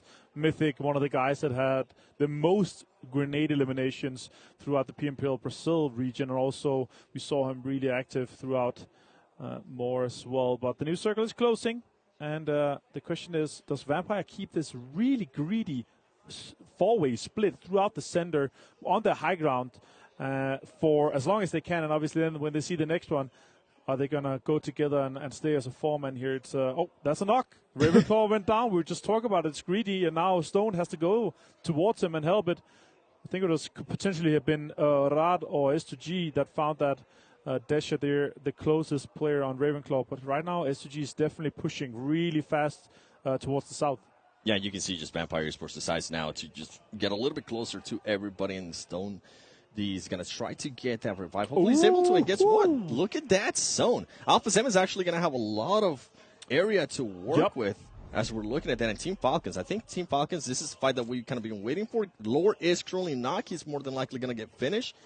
As you see, Enigma Galaxy is just starting to back up and relocate themselves. And I'm looking at the zone Vampire Esports. It looks like they were able to get that revive. And guess what? All right, Bandar. Oh, he missed. Raouf misses Bandar just by a little bit. Does he have any nades or anything that he can use just to draw him out? And I'm actually surprised that we're not seeing many of the teams use the underground system, because sometimes you find the better loot underground when you play Karakin. So if you are going to be testing out Karakin, go under, as we do see the replay there of how we ended up getting knocked and eliminated as well with Lord. A lot of teams here, obviously, with that northwest hard shift. A lot of teams are going to be coming in from that eastern and southern side. So a lot of focus is going to be on gatekeeping, especially from Alpha 7, potentially also later from S2G in that case. As we see, as Star Wars Esports getting eliminated by Alpha 7. Alpha 7 trying to continue the momentum that they were just able to gather in Vikendi. And by the way, I was thinking back with Vikendi. Alpha 7 was always one of the strongest teams in that map, especially with Korea, so I wasn't surprised to see him being able to get 7 eliminations. We do see Sasha trying to get some shots there on Enigma Galaxy. He's not able to get them. If he's able to get the shots, he might be able to get Squad Ilum. Is he going to get it? And he is able to. He took his helmet off, Soxy, though. It was like tipped his hat. It was like, oh, damn. No more helmet for him. That's unfortunate. A lot of damage. Now he has to heal. Carelio, the replay here we saw from earlier. That's a really good 3x spray coming in from Carelio onto Stalwart. Really well executed by them. And Alpha 7 just continues to impress us here with the high ground control, gatekeeping, the amount of information that they're able to gather from that high ground. Yeah, and what I'm seeing right now, I mean, we're seeing some crazy splits on the map, too, from S2G. Players are absolutely speed. We do see a 2-2 from Vampire Esports, and when we look at Alpha 7, everybody's staying a lot closer. Interesting to see which one's going to end up backfiring. I mean, we saw Vampire Esports, it backfired a little bit. Luckily, they were able to recover. And if I remember correctly from Vampire Esports, the champions of the first week of the main tournament before this after party, that team was able to keep composure in a lot of situations that other teams were not able to. So I'm not surprised that they're currently trying to be that greedy. But guess what? They end up getting one of the players knocked. Ravenclaw getting knocked there by Carrillo. As we do start seeing more fights, as we see Bigatron trying to come in a little bit closer. Guess what? Team Falcons getting some shots on Bandar. Bandar finally gets eliminated there. by Team Falcons. Yeah, exactly. Circle closest in this situation. There's going to be more fight for control. And obviously the fights throughout has been very steady. Actually less chaotic than I expected this one to be. A lot of focus on maintaining the high ground control and staying 4 guys alive for a lot of the teams. SG Northwest control, 4 guys strong, Alpha 7 South control, 4 guys strong. And a lot of teams have been fighting on that eastern side, kind of focusing on some of the other after-party focus rewards here for this situation. And I really like to see that, obviously, that you kind of have 2 focus points. And here, this $10,000 that you're able to get from the chicken dinner, if you're able to close that one out, that's huge. So the focus in trying to stack that up is massive. So, yeah, let's see if we're going to see some more fights evolve here in the southeast. Next circle does pop here, and as you see on the top right of your map, it does go slightly southeast. So S2G has to relocate from a 2-2 split into a full format, and then they can push uphill from that compound they have on the northwestern side. Yeah, and the good thing here with Vampire Esports, their positioning, they're going to be able to see a lot, especially with the terrain change that they currently have. So I'm not surprised that they're not deciding to move there from the SmackDown of the center, even though they currently do have just 3 players. And SGG, you mentioned, I'm actually intrigued to see if SGG is going to try to do a long rotation, and they're going to end up getting in a fight between Mafioso and Mythic. Yeah, that could be a really good question here. They also have the high ground in front of them could also be a good one. The question is how much information they're able to gather out of this. The shots are coming in, though. Mafioso, as you pointed out, taking down straight there. S2G losing 1 player. That was really rough for them. And Alpha 7's control is really working out for them, well, paying off for them. Mafioso, kind of the front man entry. And as you say, money's on the line here for this match 7. Yeah, first airdrop being collected. Guess what? There's going to be 2 rewards for that. For first airdrop and most airdrops, and if that's the only one, especially this late, I don't think I'm going to see anybody else go for it. He might be able to get both of those rewards, but just getting that one. But Alpha 7, actually, I'm enjoying the way Alpha 7 is playing right now. They're playing really confident after that last match. S2G, I mean, losing 1 player to Mafioso there. Mafioso, one of the youngest players of the team, and also one of the most skilled. I feel like he's finally starting to come to himself. And if I'm not mistaken, I'm looking at Rod, and I think Rod might actually be underground. He could be trying to work that. Yeah, I think he is trying to work that tunnel system. So that's going to be interesting what he's going to end up doing with all these other teams fighting at the top. Falcons here, Yusuf taking some damage. He has to heal. Well, 2 helmet is broken. No vest anymore. That's been pushed off from him. It's a rough situation. With a lot of information. Oh my God, the shots connecting straight there. Silas taking so much damage, down to half HP now. He's trying to curve the bullets, and simply just too much cover right now on Silas. He just has a little bit of a ridge there to work with. Falcons continuing this high ground control here. As you say, Rod, we don't really see him on the screen right now. I think you're right. He must be there. He is. We're talking about him, and he appears on screen. Great work from the servers.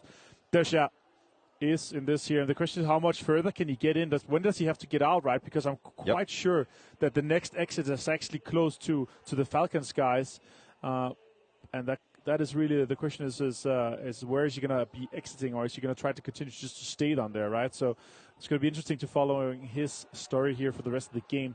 Next circle is going to pop shortly, 7, and it's going to be a big one because that center compound, good cover, but that high ground on the north side that SGG can push up towards actually offers some good play for them here. As you see here on the left side, bottom left side on the map, as you see here just below Vampire, they can push into that and control that. And a lot of the other teams, they have to either sweep on the eastern side, so Alpha 7 has to push up behind the Bigotron. And that's exactly what they're currently doing. They're starting to see that. And I'm hoping that they remember that Bigotron is going to be there, and I think they do know that. And I was going to say, with Desha from Rod, he might want to stay there a little bit longer, but hopefully he does have some C4, because the only way that you're going to be able to get out of that is the sticker grenade. If you don't have a sticker bomb and you can't blow yourself out, he's just done. That's just crazy. Carrillo, more shots towards Bigotron. Finds! Oh my God, he takes down Liquid. That is so well played. Suxy, last player for Bigotron 7. Yeah. Suxy, I mean, We've seen what he's been able to do before. Right now, it's a completely different area. It's a completely different new map. Can he hold off 3 players from Alpha 7 that are currently pushing him, and they're going to be aggressive? As we know, Alpha 7 likes to be the thing right now with Alpha 7 that I'm seeing right now. They are being really aggressive, which I enjoy, but they need to be careful because Team Falcons might end up having a height advantage on them when they end up finishing this fight with Bigatron, unless Suxy is able to clutch up. Here we go. Is Suxy going to be able to clutch up? He's not going to be able to. Revo and the squad are just too much right now. Oh, amazing shot from Stone 7. That was crazy. Alpha 7 ended up losing one guy. Mythic also, I believe, is knocked. So they're going to go down to just 2 players. Falcons also trying to gain a little bit more control, but Vampire, they have just played this so well. And that's what I was talking about with Alpha 7. Yes, you are going to be confident, but you got to be careful with those angles that some of the teams are going to be able to get here in Karrakin. And if I'm not mistaken, now they went from having 3 players up to just 1 player up for Alpha 7. And Team Falcons, I'm enjoying what I'm seeing here from them. They are currently the only team in this. Actually, they had a player, and now he decided to leave. So we'll see what he ends up doing. Can he get a knock here for from S2G? Nice look at Vampire Esports too. Vampire Esports is playing aggressive. They're playing together now too. Clever. They have to get into the zone as well. Never alone with a good shot onto Silas. That leaves S2G just down to 2 players, and they don't have that many elimination here. So Kelsey's trying to defend this. Never alone's been found by Revo. One of the top fraggers coming out of the Sil. Really well played by him, securing the points now. The question is, does he have more information, or can he not see more? He's getting pushed off this high ground shortly. And he's going to have to push into the remainder of the Falcons player. Yeah, Never alone. And there he goes with that push. And here right now, as you hear that C4, somebody's trying to get out of there. And that's exactly what happened. Oh, my God. Remember, I told you, these players need to be careful. He's going to throw the C4. Is he going to be able to clutch up? He does clutch up against Revo. Desha, he was quiet, but he's finally starting to wake up, and he was able to break through that, get an Ilum, wait for it, and get another Ilum. Great plays from that player, that is Desha crazy. 999. That is crazy. Desha, super well played. Smoke's coming out as well. Raze finds Schweppes in that situation, and now that could be turned around. 2 versus 1 in this situation, and they have to push up. Control right now, they have a little bit of high ground control, but the circle really is going to define this next winner here. Oh, Desha. Hey, you know what? Congratulations. You were able to get 3rd place and as well as some Illims. Now it comes down to Vampire Esports against S2G. S2G does end up getting the knock. Kasi, is he going to go for the push here? He is able to spot somebody. He's trying to get some shots on him, and he's not going to be able to. But guess what? Racy is going to be able to heal up, and he is going to go for the push here. S2G, can they clutch it up? Vampire Esports going to hold him back, and they're not able to. S2G getting that chicken dinner and those 10K. Oh, I bet they feel really good right now. Yeah, they're really happy about that. That's a fantastic one for that. That's the second one they're able to get today in this situation 7. That is just amazing. Super well played by them. And yeah, again, Karrakin just does not defeat anything here. We're just so happy to see this. I would say the lack of chaos actually was really surprising to me, and I was really happy to see that. Yeah, I was intrigued to see one player at least using that tunnel system. We'll see if that. I'm actually intrigued to see what's going to happen tomorrow once the players are able to spot that and see if it's going to actually work their way. But you know what? I'm pretty sure that Des is going to want to break this down right after this break.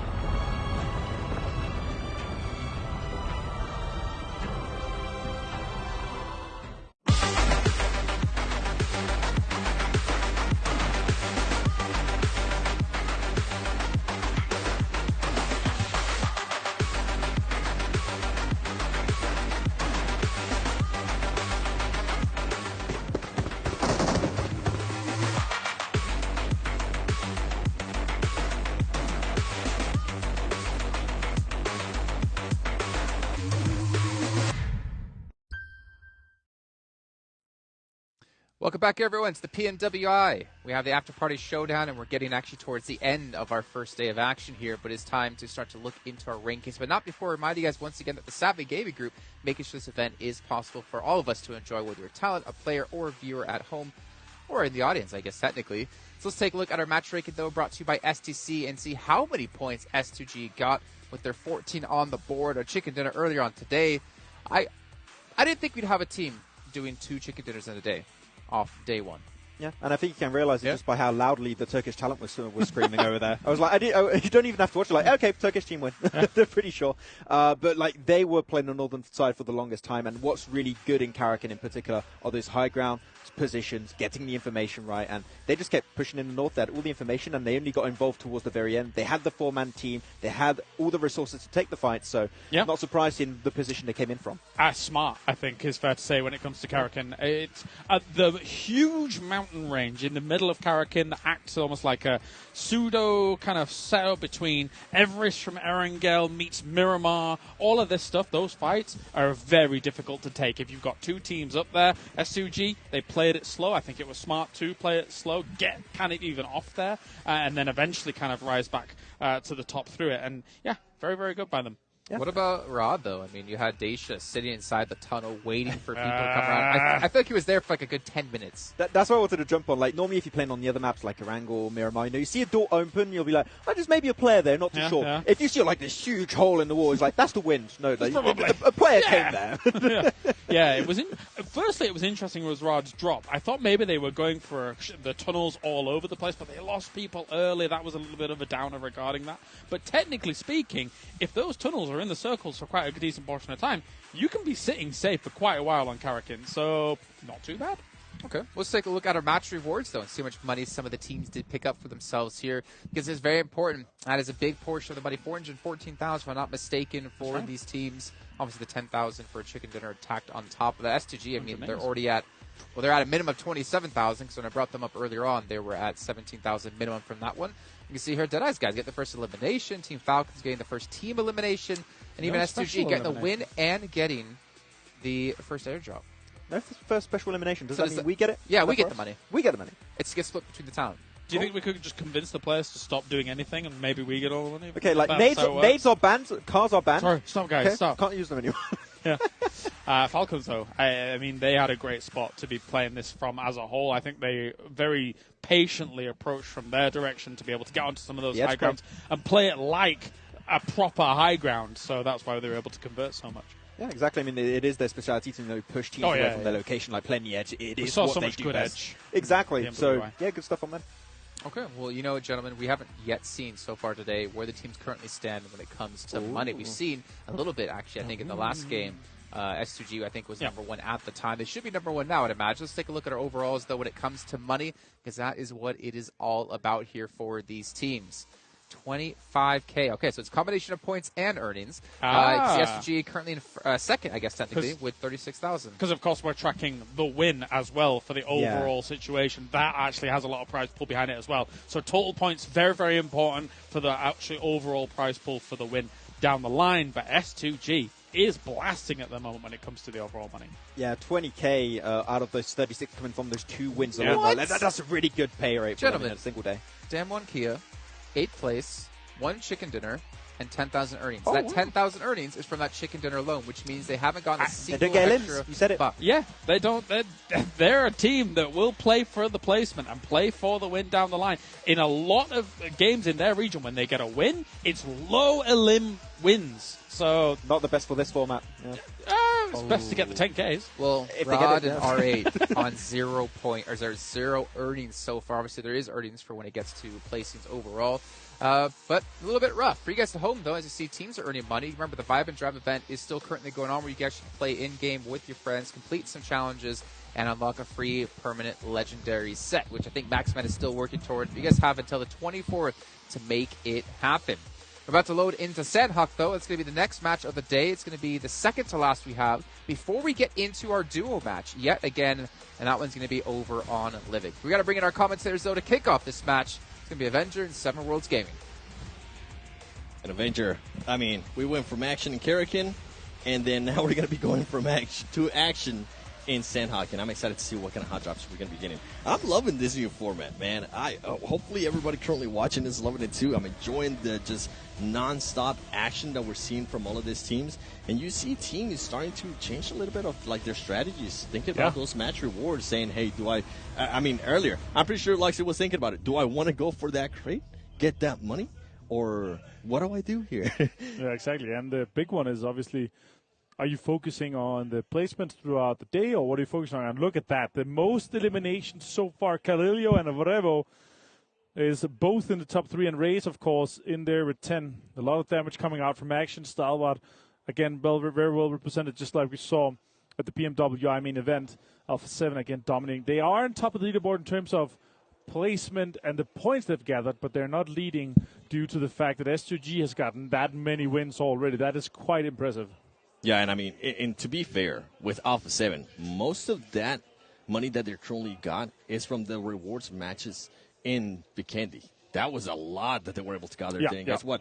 This is going to be an interesting one, too, because Nate Illems is going to count over special eliminations. Yeah, so they're kind of sharing the town east side of the river flowing through in that situation. As you're pointing out, Damanki in the very top up by Ted Mock, hot dropping, or at least contesting Rat, and you can see Rat, they're like, oh, there's guys here. They're staying in the chutes. They're moving further east. They don't want to fight that easily. There's a knock, as you point out there, Seven, though. It is on S2G and Deadeye's guys currently in Penang, and I see them pushing over. They could already be getting into some action. The rest came off really quickly. And here we have a glider shoot, of course, thanks to Sony Xperia, their official smartphone partner here for the PMWI main event and the after party here at Gamers 8 in Riyadh. Quick looting coming on in this situation. Back to the map, and the circle's going to pop. Ooh. It's going to be a very completely easy one. Yeah, a lot of the circle is already in on the first 2 circles here on Sanak, and then that's where they start spicing it up. Oh, here we go. Deadeye's guys and S2G. I see a DPS in the hand on Amsi. And S2G was able to pick up their players that was knocked. So that's good for them. They're not going to have to back up. And we're talking about a Damwon and Kia. So quiet. Currently looting towards so the north. Quiet. I know. Yeah. It's Sanak. It's so quiet. Where's all the hot drops? Where's the crazy action? I want to see something in boot camp and see hot drops, but nope. They are just chilling everyone right now. Again, you have to remember, we are going from 18 teams over to 12. There are 6 less teams in this situation here. That's quick math right there, right? Able to knock that out of the park. That's obviously clever. And John is sitting in the back just, clapping. That was amazing. S2G still under siege voluntarily with Deadeye's guys. And they have... Deadeye's guys were the aggressors. They moved across from the east side of the river to now be chilling out here. And it's obviously super important. The first elimination is getting a lot of money on the board. $2,000. And the first Vibe is $5,000. So just that alone is $7,000.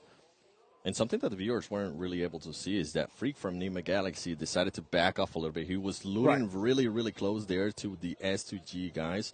And I think he didn't hear anything. I think he heard all the commotion stop like you were talking about. And he's like, you know what? I'm just going to go back to my team. I do see Begatron staying very, very close towards the east of Panan. And if they position themselves, I mean, we've seen it over and over again, especially with how the circle has been split up and a completely different style of game here. You were talking about it. It's only 12 teams. Some of these teams are going to have so much room, so much space to do stuff that they're just not used to doing and position themselves in situations that usually they might not be able to position themselves in. It's going to come down to who is going to get that first knock. I mean, that first elim. I really thought it was going to be somebody from the ice. We're moving towards 5 minutes, 7, and I cannot believe that all 48 players and 12 teams are alive. I cannot believe it. We're in Sanok. I felt like last week we had already maybe had like 10. And there you go. Oh, guess what? Ray being able to get a nade. Is he going to try to get the finish?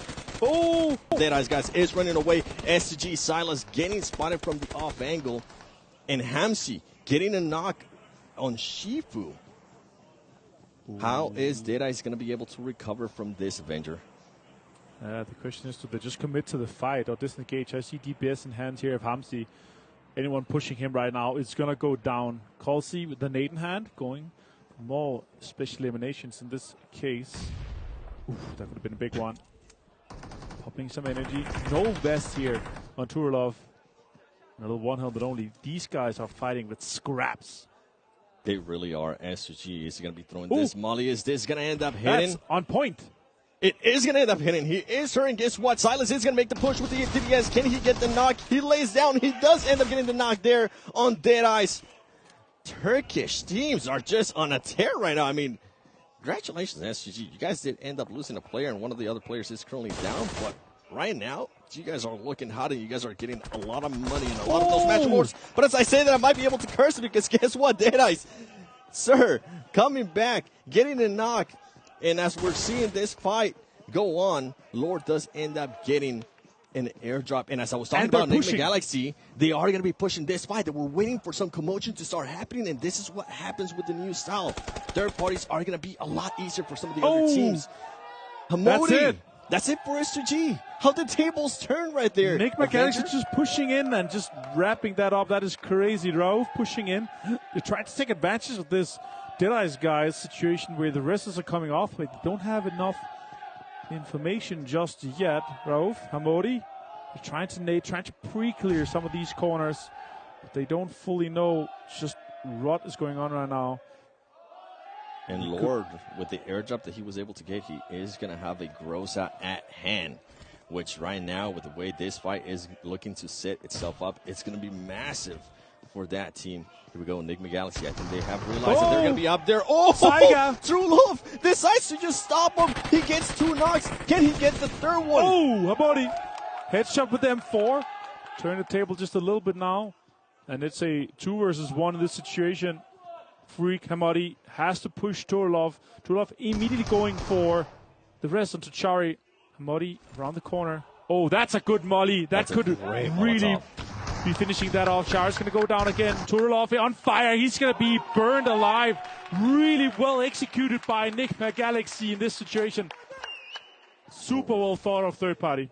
Great Molotov. Great patience out of Enigma Galaxy there, but I feel like I have to give some credit there to True Love because, man, he was able to hold him off as long as he could. He even tried to pick up his teammate. It didn't end up working out.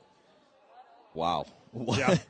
What a third party by Enigma Galaxy. That was great to watch. Plus, they're able to get another drop as well. That's $1,000 for them for the first drop. The question is if there's other drops, or if they're able to get another one, they're able to secure the most drops gotten here. We see Vampire Schweppes, the 4X, on the M4, looking towards Stalwart to see if he wants to get involved. But right now, they're just holding on to that center. And as we're seeing all these teams here inside the circle, guess what? There is one team currently that's not inside the circle. It's going to be Rod. They're currently just looting by Camp Bravo, working very, very slowly towards that circle. And right now, we might end up seeing some of the fight here between Team Falcons and Alpha 7. Some of the players are very close. And as I said, Revo is going to be able to spot one player from Team Falcons. He stops it from throwing the grenade, and he's going to decide to back up a little bit more, try to possibly get an angle on him. He is also going to end up throwing a nade. They're going for that special elimination rewards in the match. And Powerful decides to back off as well, waiting for his team, Martin. Yeah, for sure. And this is exactly the one, right? We're looking at. They're able to close this one off. Falcons in this other high ground with Powerful kind of pushing uphill. You could gather some of this information. Revo with a nade in hand is just waiting for that. That could be a good directional nade towards Powerful. Does not connect. No, it was probably too far. Powerful, 3 helmet, 3 backpack. Did he see Mafioso in that moving on that rock? Mafioso has a super amount of information. Powerful right now. He does. And he is obviously relaying this information to everyone else. Revo crawling up towards this high ground tower. Clearly on the other side, they could have him in a pinch situation. Powerful with some damage towards him. Mafioso connecting a good amount of it. He's going to get knocked as well by Revo. Mafioso playing very aggressive. Didn't end up working out for his team. And guess what? Revo goes back to his sniper tower. And now, the Rebel went from being on the defensive to back to the offensive. They do know where Team Falcons is at. Is Alpha 7 gonna be willing to take this fight? Or they're gonna decide to push that because we know how aggressive they are currently playing. One player that is currently missing there is Carrillo, and Carrillo might actually be able to wrap around Falcon. And guess what? With that knock right there, this is going to be a full push by Alpha 7. You can see it from this team. And as I say, that Carrillo was getting that angle on the team. and this is looking great right now for Alpha 7 Martin. Yeah, exactly. With that knock right there, that's the go signal. That's where you relocate because you know you're going to have 2 guys down. Damar is trying to defend that push. He's going to take down Mafioso. Super well played by Damar. Brevo's close. He's taking some damage, but Never Alone has a DPS in hand. And as they were able to just make that push, they took a little bit too long because Team Falcons was able to pick up their player. And Damar positioning himself perfectly there to just stop that finish. And guess what? Yusuf gets a knock with the grenade on Carrillo. That's going to be a huge knock. And here comes another nade. Can he get another nade? He's not, but he does get some damage on him. Team Falcons starting to go on the offensive. Here comes another nade. He gets some damage as well. Damar knows exactly where Revo is at. They're just waiting for him. They do end up finishing there, Mafioso. And they also knock Mythic. Now it's a numbers game. Falcon is going to go for it. Ooh, I thought he was going to make the jump. Just go for it. Just do it. He is going to do it. Can he get the knock? Can he get the Ilum? He misses some shots. Ultimately, though, one of the other teammates, Never Alone, does end up getting that finish. Yeah. Alpha 7, it looked great for them, and then it absolutely backfired. I think they took a little bit too long. They didn't have any vehicles to actually make that push. And the way one of the players there from Team Falcon set themselves up just to see what was going to be coming over that ledge. It's just the perfect bait, right? Yep. You're sitting there, we get a knock, all right. Get the shotgun sound, Saiga in hand, DPS in hand. They push up, get close. Forever Alone pushes out Damar with the high ground takedown onto Mafioso, which is super well executed. Top push some shots here towards 7C. He's connecting with action as well. 2 of the top fraggers. He is really good at connecting those shots in that distance. Top did go down. Vampire Esports actually getting into the action there. Yep. Between Star Wars Esports and 7Cs, being able to get a knock. And now guess what? They're going to be pushing into 7Cs, trying to get that third party, trying to get those team eliminations for the match rewards. As Star Wars Esports is able to recover that player that was knocked down. Vampire Esports playing it slow, waiting to see what 7Cs is going to be doing here. They do have the numbers, but we've seen that does not mean anything. As earlier, Alpha 7 had the numbers, and Team Falcons eliminated them. Stone pulling out the UMP. There you go. Troy being able to get a knock.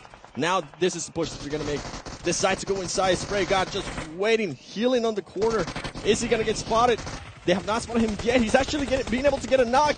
Is he going to be able to get another knock? He's not able to get a second knock there on Vampire Esports. Vampire Esports being able to finish up that team without losing any players. Yeah, that should be another situation for Star Wars to just push down and take control of that because they can capitalize on 2 knocks. I feel like they are thinking we're just a little bit too far away to get close enough to do that. And Vampire now, all 4 guys standing, 4 guys strong. Pika has moved closer. Top still on this rocket. They have a good amount of physical cover that they can work with. They could be holding them out in this situation here. They are the guys closer to the circle. Better high ground control. More shots are coming in. Ravenclaw taking damage from action. The way Star Wars Esports is looking right now. Look at them. My God, pre-firing that smoke was just crazy. So much damage onto the Vampire guys. Action with the 3 helmet and 3 vest. Stalwart looking so strong from this terrain. Star Wars Esports being able to get all the angles to where they're positioned right now. If I'm not mistaken, one of these players from Star Wars Esports is actually starting to make a bit of a rotation on the other side of Vampire Esports, trying to get just a cheeky angle on this team. And Vampire Esports right now is just in a corner. I don't know how they're going to be able to get out of this. The only hope that they would have is that some other team comes up behind Star Wars Esports and distract them. And I don't think that's currently going to happen with the way that these teams are set up. I think you're right in that situation. Damon, Kia on screen, R8 in the distance. Fabian moving in closer. He's going to be close to R8. Shots are coming out. Stockton is not going to be able to connect just that, but the support from Damon Kia in the distance is good, and he takes some damage. Now Circle is closing here, and they have a good shift for them. They could be looking at a lot of eliminations. Ooh. That's a good shift for them, actually, and Falcon is going to be on the east side of the quarry, Rat on the northeast side, and R8 is going to be on the northwest side with Bigatron on that west side on those compounds. They're going to be moving in closer, potentially with a 2-2 split, I could imagine, if they want to be greedy, or if they want to stay close, it could be a full 4-man in that northern compound close to the road. Yeah, and with that rotation now becomes a question for Star Wars Esports. How long are you willing to wait for Vampire Esports to actually make a move? Yeah. Because guess what? Vampire Esports is realizing that they were in a tight spot, and they're now deciding to back off, try to get a vehicle, and try to find another route just to get out of there. And I think Star Wars Esports, at some point here, they got to decide, okay, you know what? It's time to back off a little bit more. Maybe reposition ourselves. Right. And they need to be careful, too, because Scree is currently very, very far away from his teammates. If he does end up getting knocked, he's just going to end up getting eliminated. And guess what? Vampire Esports Stone knows exactly where he's at, and he's going to be relaying that information. Ooh, that's a headshot.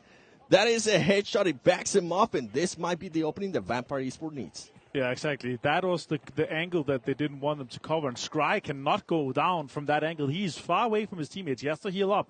He has to get fully healed. Otherwise, we know for sure that he could be going down, and he would be lost. They're not going to go for him when he's that far away from the current circle. Stalwart looks to be disengaging from this fight here, Seven, and focusing and prioritizing on getting some better terrain inside the circle, which I actually like. Yep. Focus a little bit more on the placement points for this situation.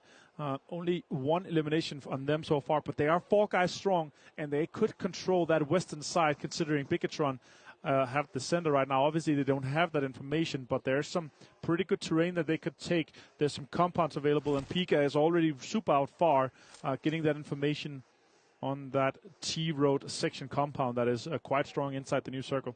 And ultimately, I mean, Vampire Esports, if for some reason Star Wars Esports was going to end up staying there, Vampire Esports was able to find a way to rotate out of there. You can see them right there on the vehicles, making a long push.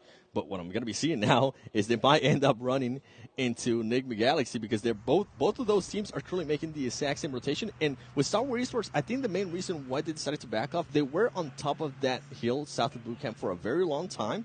And I think they might have been able to hear some of the shots from the earlier fights that we saw from Enigma Galaxy being able to third party. So they might have that in the back of their head. They might be thinking, you know what, we don't really want to get trapped here. This is a fight that we're willing to just give up to get it into the circle. And right now, I think they're starting to realize that was the best choice for them.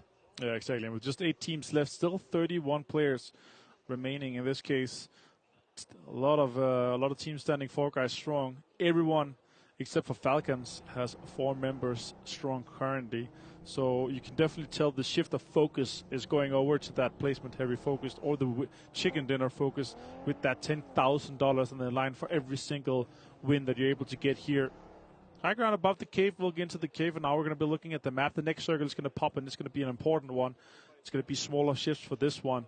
In that case, some teams might have to traverse across a lot of terrain, maybe with potential without any information here, because there is a lot of high ground and a lot of low grounds, plus the compounds currently around Quarry can really facilitate and accommodate a lot of players, especially towards the eastern side. You can see currently right over there, Falcon. It's going to go west. So Bigatron with a huge advantage. They have a big question to ask themselves, what compound do we stay in currently?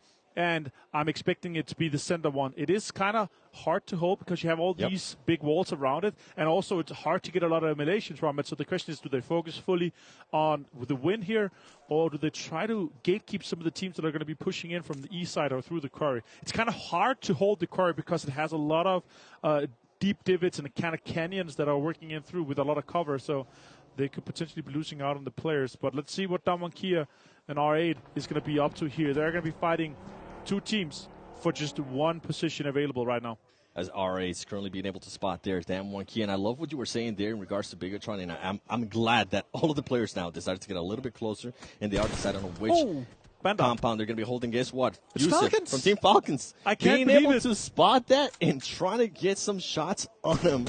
Look at that tap. And he gets the knock too. Trying to go for the longest aim. Can he actually get that?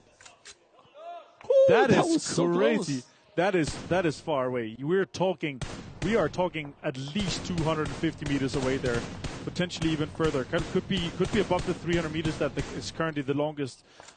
I don't think he's going to be able to confirm it. Smokes and he's trying to tap with it. Falcons also themselves have to move, but Yusuf have gathered a little bit of information. They could potentially go into the quarry. Now, Damankia on screen, Rat on screen, and they're going to have to fight for that northern side of that quarry, separated with that high ground road. I'm intrigued what currently Team Falcons is doing there. I feel like they're just waiting a little bit too long. Maybe they're trying to see more commotion happening within the circle. Potentially, yeah. If Yusuf have a lot of information, he could potentially just hold that compound high ground. Then they will move into the quarry. So he's kind of the information gatherer right now on our Lord on screen. Guess what? Here comes the grenade from Laura. Is he going to be able to get that finish? They do end up getting a finish there from Vampire Esports. The Vampire Esports starts backing off. I don't think they want to have this fight right now. As you do see Stoney making a push towards the circle, and the Vampire Esports players are going to end up following. Nick Mix Galaxy does decide to back off as well. And as we're talking about what Team Falcons is going to do, guess what? Never Alone decides just to make a crazy push there into Quarry with the information that Yusuf was able to relay. And Damar is looking to make that exact same push towards that Quarry. Here you go. Never Alone. He's going to be very, very close to Bigatron. And you mentioned earlier, which compound is Bigatron going to be able to hold? Not holding anything right now. They're holding that kind of high ground with that rock just outside that compound. And that's kind of interesting because if you have somebody that just does a smash and grab on the compound from the north side with R8 and Damonkia, potentially they have a car that could do it. But obviously they don't have a lot of information. We're going to see the next circle here. They're trying to survive, and then they're going to make a decision what's going to happen. But I'm definitely seeing an R8 and Damonkia fight revolving. Oh my God, they get a northern hard shift. That's going to be important. That's going to be a fight for terrain here for Damonkia and R87. Yeah, this could be a very, very big fight. Nobody's going to be near them for whoever's team ends up winning that. Is he able to get the knock? He's not able to get the knock. Fabian, he's going to try to go for it again. Can he get the knock? He needs to be careful that he doesn't. Oh, he doesn't. He doesn't end up getting the knock with the car, but guess what? Scott does end up getting knocked. Damn one Kia soon trying to make that push. They decide to get off the vehicles. They don't want to go for that special Elam, and now they're making a push. This is a great push here for that one Kia. You mentioned it. This is a great position for the team that's going to end up winning, and Damwon Kia definitely wants this. They already have one chicken dinner today, and I'm pretty sure they're going to be looking to add another one. 10K, Ida being able to get, no, he doesn't get any knocks. He gets backed off there from Fabian, and Fabian is just going to keep on making that push. He's going to end up getting the Ilum, that DVS. I love this from Damwon Kia. It doesn't matter what stage of the map we're on, they still have at least one player with the DVS for some close range. Vampire Esports do have some players now. Prestige currently being able to just sneak himself away from that fight, but ultimately Damwon Kia controlling that north point and also controlling the high ground for this circle. And staying 4 guys alive in a push towards R8 is just so impressive. I expect them to go down with at least 1 or 2 guys. Soxy finds Freak. Lord goes down to Forever Alone. And now Bigatron are making a little bit of a mess here towards that south side. They are taking to have a lot of control. Look at that. More pushes is coming in. Stalbot under a lot of fire. Nades are coming in as well.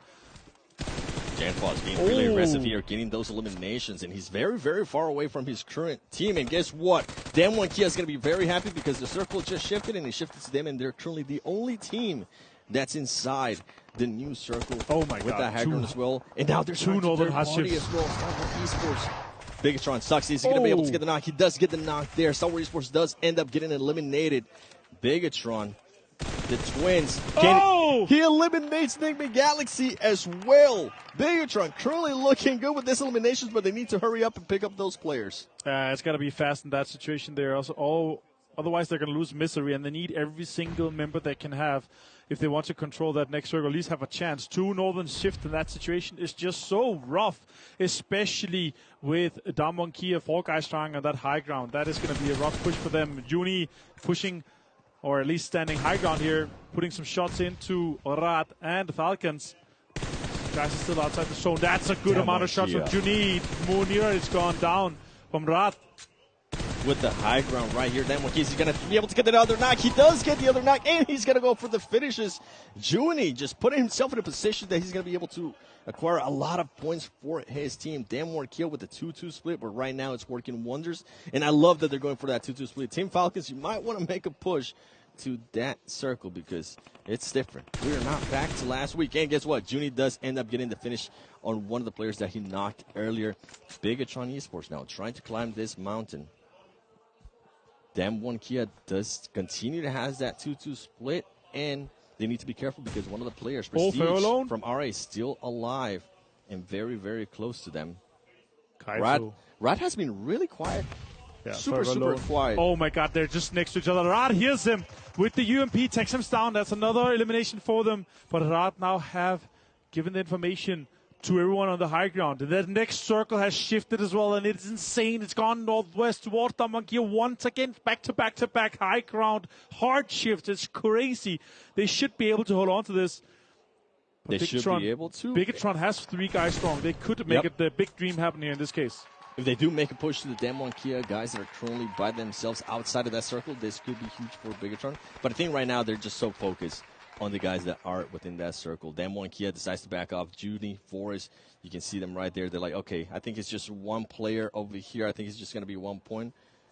And they're going to back off to try to hold off the teams that are going to be coming into that circle, which is going to be Bigatron. Bigatron laying down Luxie, Suxy, and Masiri still alive, trying to get some spot. You can see Rod right there. They've been quiet. He's going to get spotted by Junie. Can Junie get this knock? He is going to be able to get that elimination. 11 for them so far, 7. That is so impressive. The question is, can they hold off the Bigatron guys? We see Soxy jump out. Junie goes down, and Soxy could be pushing on to this rocket, take control of that. Fabian trying to defend. Soxy goes around. Fabian also puts a lot of damage. More pushes coming in towards the... Misery goes down. This is huge. Soxy putting in more damage. Takes down Fabian. Soxy getting the knock right there. Now it's going to be a 1v2. Can he pull this off? He does have one Molotov. He's going to make the other players push off. Forrest, that's perfect. Does it hit? Oh, it doesn't hit. It does back him off soon. Throwing the grenade. Is this grenade going to hit? Oh, barely 2 HP for Soxy. They're going to make the push. Can he get the knock? Forrest going with the high ground on top of that rock. Back it up, but guess what? It's too much. It's too much. That DBS is just too much. And guess what? Who's going to be happy right now? Team Falcons, because Team Falcons actually decided to continue on with a Hail strat, and it worked out for them. 5 more. And now Damar's trying to see if he can maybe get an angle and possibly get some elimination points for his team. I doubt it. He has 5 more first aids, though, or 4 more after that one. Song could be looking at his general direction, but Damar is slowly walking towards that circle. He has to constantly heal, move super slowly when you have this first aids popped. Song does try to molly some of these angles. Damar, he knows that he potentially is second place already, or is quite sure. He has 3 helmet and a 3 vest. Could potentially get 1 down, but there are 3 guys alive. There's absolutely no chance that he survived this one. But it will be 6 points guaranteed for Falcons after this heal strat working up. And now we see a little bit of dance. No more. He's going to deny the points. Super well executed by Falcons with the split strategy after that. But that means Damwon Kia takes the chicken dinner and $10,000. That 24 points, and you said the $10,000, I'm pretty sure they might have taken also some of the other match rewards because they eliminated a lot of teams with that 2-2 split that they had, with the high ground that they had after getting the control of the north of that circle. Overall, Damwon Kia, what a match. We're talking about how they only had some money from the chicken dinner. They were able to just absolutely just shut us up and get a lot more rewards. Very surprised how this shift of focus on how the teams are approaching the games here is very, very interesting. Obviously, 6 less teams. Very, very interesting in terms of how they're really focusing on, of course, the eliminations. But early on, very focused on not being the team that is giving up those thousands of dollars that is up for the first eliminations and first team wipes here in the After Party Showdown. Really interesting fights we've seen so far. Yeah, I mean, one of the fights that just kind of pops off is Alpha 7 earlier on. I'm really shocked that they ended up losing that fight with the numbers that they had, with the way that they were pushing. But ultimately, I mean, Damwon Kia, what a match. 24 points for them. Yeah, huge one for them to be able to close out, and going to be important for the overall placement for that situation, of course. I loved how they were able to hold that high ground, but they did have an insane amount of shifts. But that end game is going to be talked a lot more about with our dashing desk here after this short break.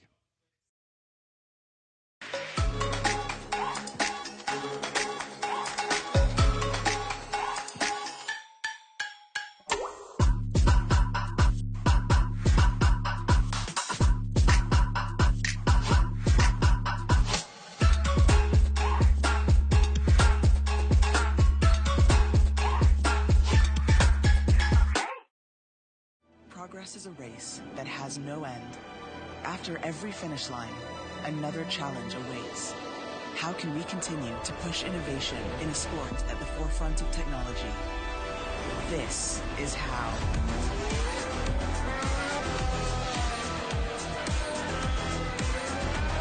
Discover matter how, Aramco and the Aston Martin Formula One team aim to meet Formula One's sustainable fuel targets. Aramco, powered by How.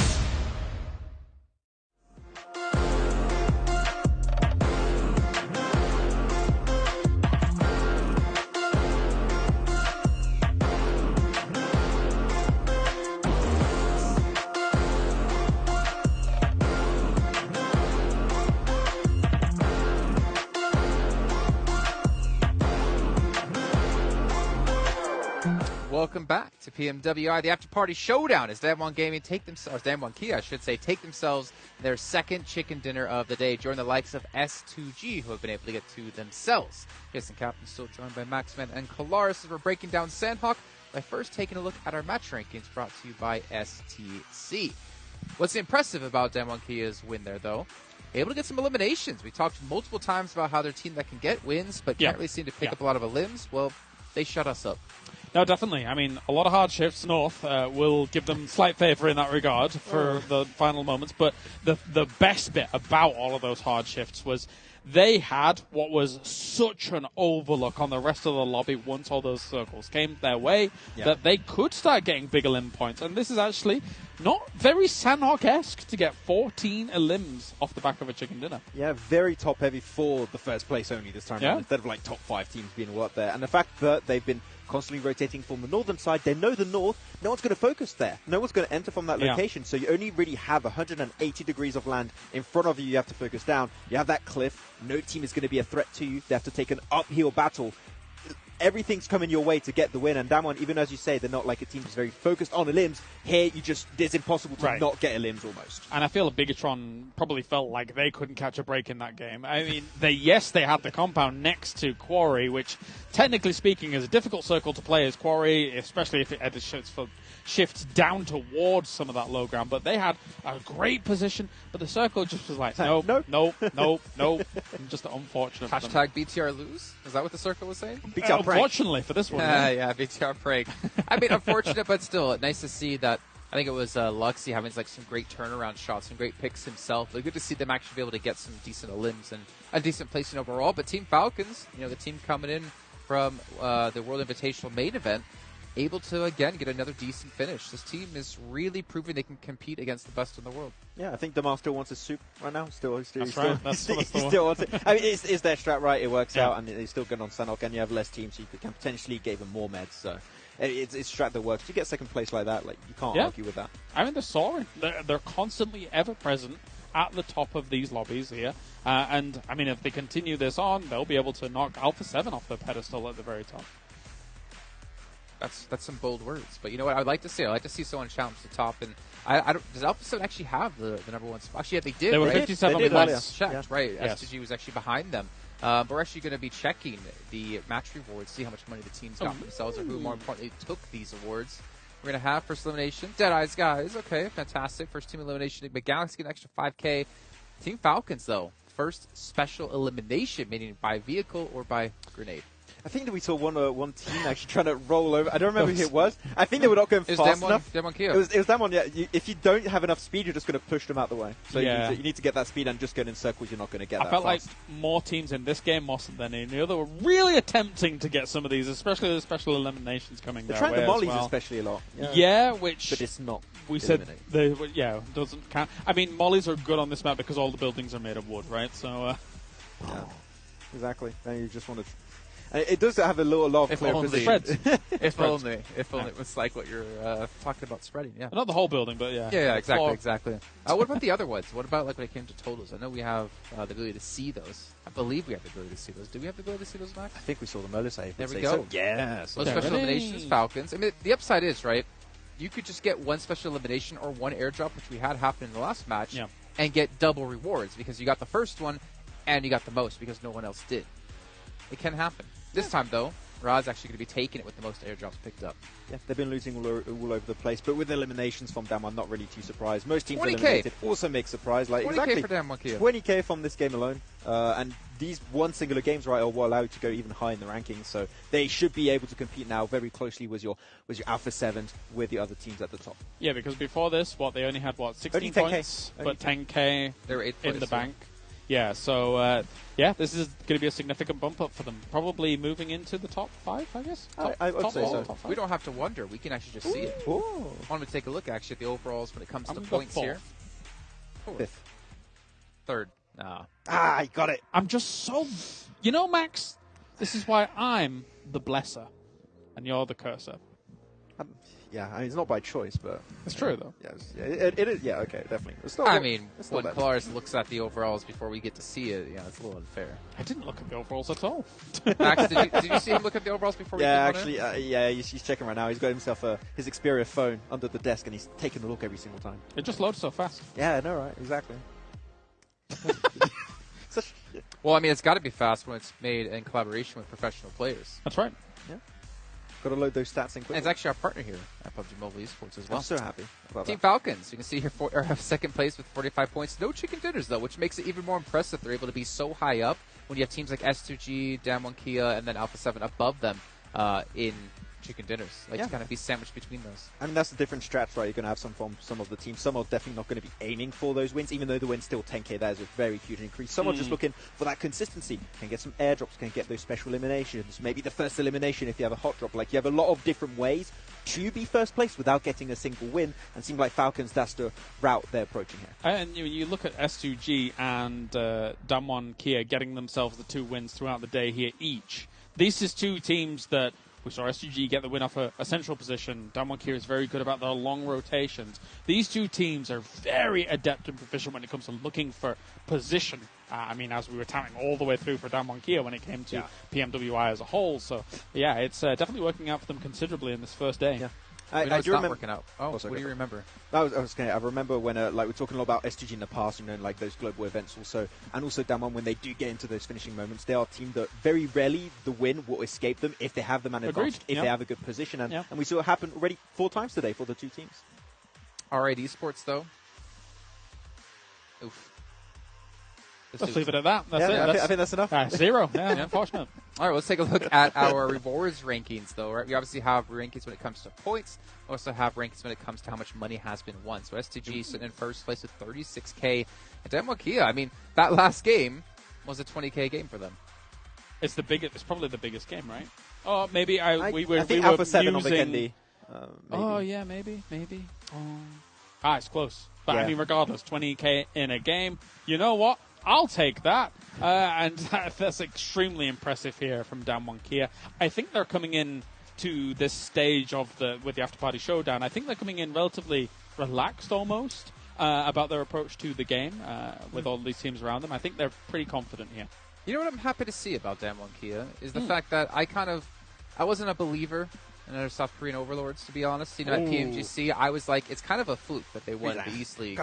But to be honest, like with how they played then, with how they're played in last week, and how they're playing now, like I'm starting to become a believer. Damwon Kia definitely proven to be an insanely strong team. They know their identity, and when you were saying you were skeptical about their previous successes, etc., and things like that, that was over a long-form tournament where they were able to gather so much information about all the other regions, bring that together, and then actually still continue to play their identity, which is find themselves a central spot, go for those very wide splits. Once they know they've got control, push out with 3 and make sure that those people are not getting to the circles, and it's continuing here. Yeah, I mean, you remember in 2020 PMGC, right, when the only South Korean team really used to struggle, I think it was Archer Gaming, and they had a really tough time, but that's when their ecosystem was not even put together by them, right? And now they have their official esport ecosystem in South Korea. They are getting so much more talent being brought in the scene, brought internationally at that. So as time goes on, you're going to see more and more South Korean domination. This is just the start, I would still say. Yeah, definitely. It's a region, it's a country that has the absolute most powerful esports infrastructure on the planet. Careful, Max. Hands down. we only have a minute for it to the next map, and we know Cloris can talk about this topic. Also, he was getting extremely excited. We're talking about them becoming more dominant, especially when it comes to PUBG Mobile. But you guys at home, remember, we do have the Vibe and Drive event happening. That's something just to remind you guys about. You guys can team up with your friends and complete some missions and eventually get your free permanent legendary set. We also have to give a big thank you over to Aramco, Saudia, Dr. Suleiman Al Habib, everyone that's been involved here with this event to make sure it is possible. And not to mention there's a viewer survey going for you guys as well. Make sure you guys are paying attention to chat. You guys can see the link there or check out any Tencent social media.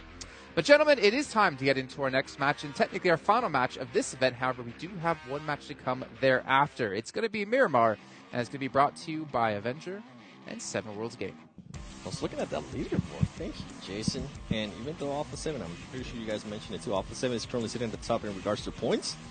They're not sitting at the top in regards to total earnings. S2G, 36,000 Yeah, so super far. impressive. Down 1 gear as well. The chicken dinners are really paying off, and that's what we're going to see in long term as well. It's stacking up already. We have not played more than 5 matches, 7, and it's only across 3 teams. That is really impressive for Down 1 gear and S2G to already have 2 chicken dinners. For Damwon Kia, the last match alone was an extra $20,000 because before that match they only had 10K earnings. That is a lot of teams here are just going to be playing really, really interesting. And guess what? We are, as Jason was saying, we are going to the final match. We do have 2 matches left, but this one's going to be the final match in regards to points that are going to count towards the overall ranking. And then we are going to have a show match at the end. If I'm not mistaken, I think it's going to be Livik, but I'm intrigued to see how Miramar is going to be playing here. I know this is your favorite map. Yeah, huge fan of this map. A lot of terrain to be covered, and it's going to be sped up a lot. It's obviously an 8x8 map. It has the most playable terrain of any of the maps that we are playing. So we have to really see what these teams they are focusing on when they do this, and how they're going to be playing this one out. 12 teams only on such a huge map. And we have a northeast to southwest plane path, so a lot of the northwestern area is not going to be reachable unless you take a car. Here on screen, most simulations is Revo and Carrillo, 11 each, tied, and Race really close after that one with 10. And now here, after pretty short on points total so far, 58, 45, 42, 40. It's kind of close still. Also Stalwart, of course, with 37. It's kind of close towards the top, but a 13-point lead right now, Alpha 7, down to Falcons is quite impressive. Very, very close. I mean, first place is going to get 60,000. Second place is going to get 55,000. Third place, 50,000. And it keeps going down from there. I'll just continue all the way down.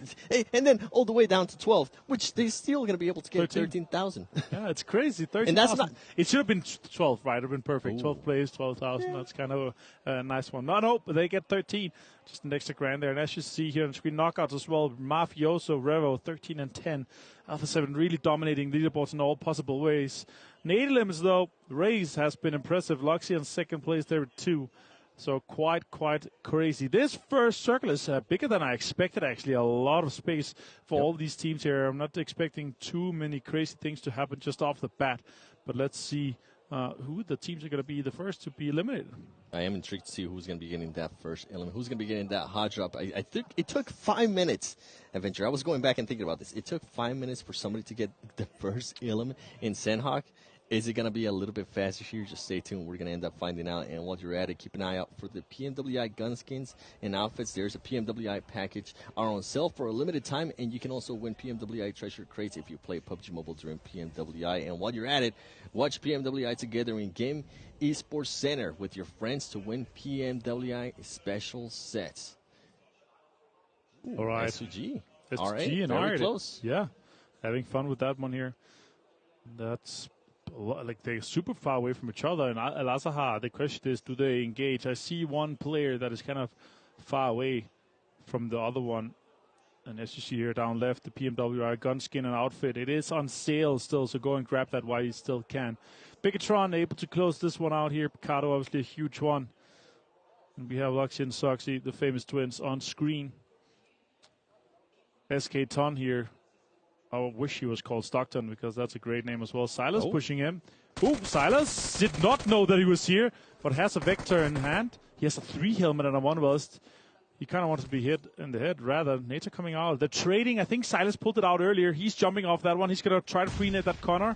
Does take some damage here. They're trading nades around the corner. Silas with another nade in hand.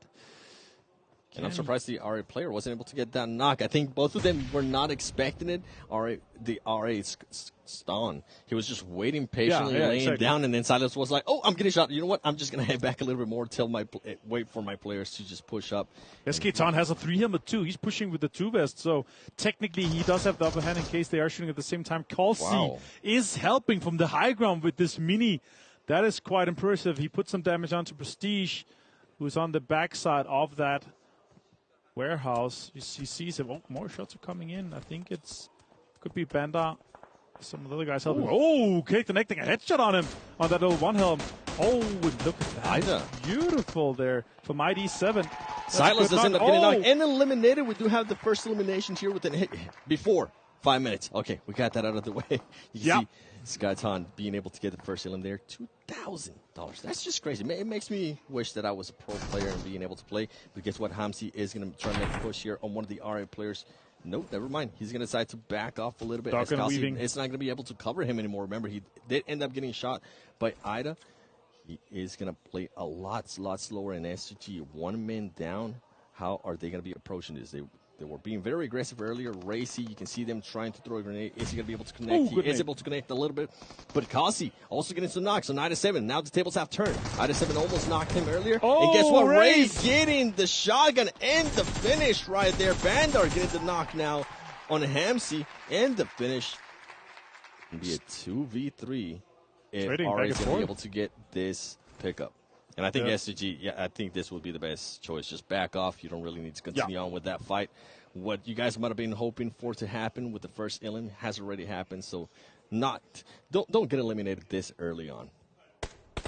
Yeah, and especially for this situation here now, SCG with one guy on the high ground, Kalsi, and Raze on the low ground, they're going to have a hard time just getting together in this situation. They're obviously a big map here, so they do need a vehicle of some sort to make this macro rotation that they want to do. It looks like Ray is just running up. He's running up. He's just trying to completely disengage from this fight. Kalsi, the guys have made a call. All right, let's disengage. Let's get away and just try to survive this man as a 2 and salvage a little bit of points if possible. Again, map, huge map, a lot of terrain that they can potentially hide in.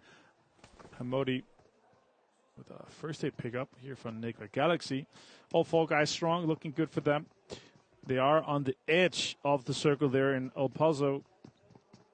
And with Miramar, 12 teams. We're going to go from 18 teams to just 12 teams. This is going to just slow it down a lot. And I'm intrigued to how some of the other teams are going to be rotating, what they're also going to be doing. You see Alpha 7 currently right now at the top. What are they going to be able to do? Mafioso, who was it? Carrillo? He had 11 elims, and one of the other players too had 11 elims. I feel like when Alpha 7 pops off, usually Carrillo is attached to that. So good to see that he's currently wanting to perform here on the PMWI after party. Top shooting at a bush right now, trying to see if his aim is going to be locked in. And talking about Carrillo, there you go. You're going to see Rod, a team that has been very, very quiet with Rod, but so far, I feel like they are able to squeeze some points here and there. Yeah, exactly. Carrillo and the buggy trying to move in early. 3 vest on the body. That's good to see. 7 grenades on Carrillo. That is crazy. The other guys are also moving. He's trying to just get some information here on the high ground. I like to see that they're locking that down early on. It is far away in the zone, but the high ground here you can't get a lot of information from. We were wondering if some of the match rewards were going to change how some of the teams were going to be playing. The circle does end up shifting north. Damwon Kia starting to make the push up north. But what I was going to say, I think we just got our answer right there. Carrillo with 7 grenades. I don't think that's usually something that we tend to see out of just one player, maybe out of a whole team, but just one player. And as I was talking about there earlier, most eliminations, Revo and Carrillo, 11 apiece. And if they continue, if nobody stops this momentum for Alpha 7 between those 2 players, they're just going to keep battling each other. And I know those 2 players, and I know they definitely have egos, and they're going to be wanting to one-up each other. For sure. And now with this circle here on the northern side, going in early, and circle moves earlier, it's faster, and it's potentially later going to be smaller. So let's see what the teams decide to do in these cases here. The circle is closing in just less than 10 seconds. See 7C in the distance and Bigatron here on screen misery. Bigatron trying to figure out. They are going to be seeing 7Cs rotating there towards the north of them. Data is currently trying to start the rotation as well towards this circle. You see Enigma Galaxy, everybody. That circle is going to be closing in a lot faster. This is a Miramar that they're not used to playing. They're not going to be able to be as patient. I can hear the crowd, too, screaming in the background. The crowd, by the way, has been absolutely great so far. Last week and this week, good to see that they showed up to support their local teams and Team Falcons and RA Esports. Yeah, exactly. Rauf, Enigma Galaxy getting into the zone just now, coming out of the buzzer. These guys have a long distance to go in. And it's funny to see where these guys are going to be teaming. I love the support that we're getting out of the crowd. That's fantastic. Vampire on screen. Our PMWI 2022 champions coming out of Thailand. And exactly these guys are going to be moving in early as well, trying to get some better locations. They actually already have a decent spot inside the circle, but they want to get further north and want to take more terrain for them. I'm looking at something here within this circle, and it's something that I'm not used to seeing, and it's all the teams, except for some teams currently making their rotations, are literally just in a straight line right down the middle of the circle, which is something I have never seen before. Now you see Damwon Kia. Damwon Kia actually making a very, very wide rotation, trying to go now towards the north. I think they might try to push to La Cobreria and try to reach the circle from there. They are rolling vehicles, and this is what I was talking about. You can see just a straight line down the middle. There is some teams now starting to make their way towards the side of the circle, but everybody's just waiting to see where this is going to go. And the split right now from Alpha 7 is interesting. Carrillo very, very far away from his teammates. You see Mythic, Revo, and Mafioso towards the top at the north. That's something that, the north control did end up helping out Demo and Kia earlier on. And with this circle, what a shift. I'm interested to see what Demo and Kia is going to end up doing now. I think they're going to realize that. They're going to start going back down and try to make a push through Power Grid. What a crazy shift. Center onto San Martin. It's actually tiny compared to the last circle here, so a lot of teams have to move on early if they want to get any terrain of that. And also, we could potentially see an urban ending. Shots are coming out from Damar towards Vampire, doing a lot of damage onto those vehicles. The Bronco is taking more damage than the bus, so it's definitely good that they're focusing that. The bus is almost a tank. It does go slower, so the focus is on that.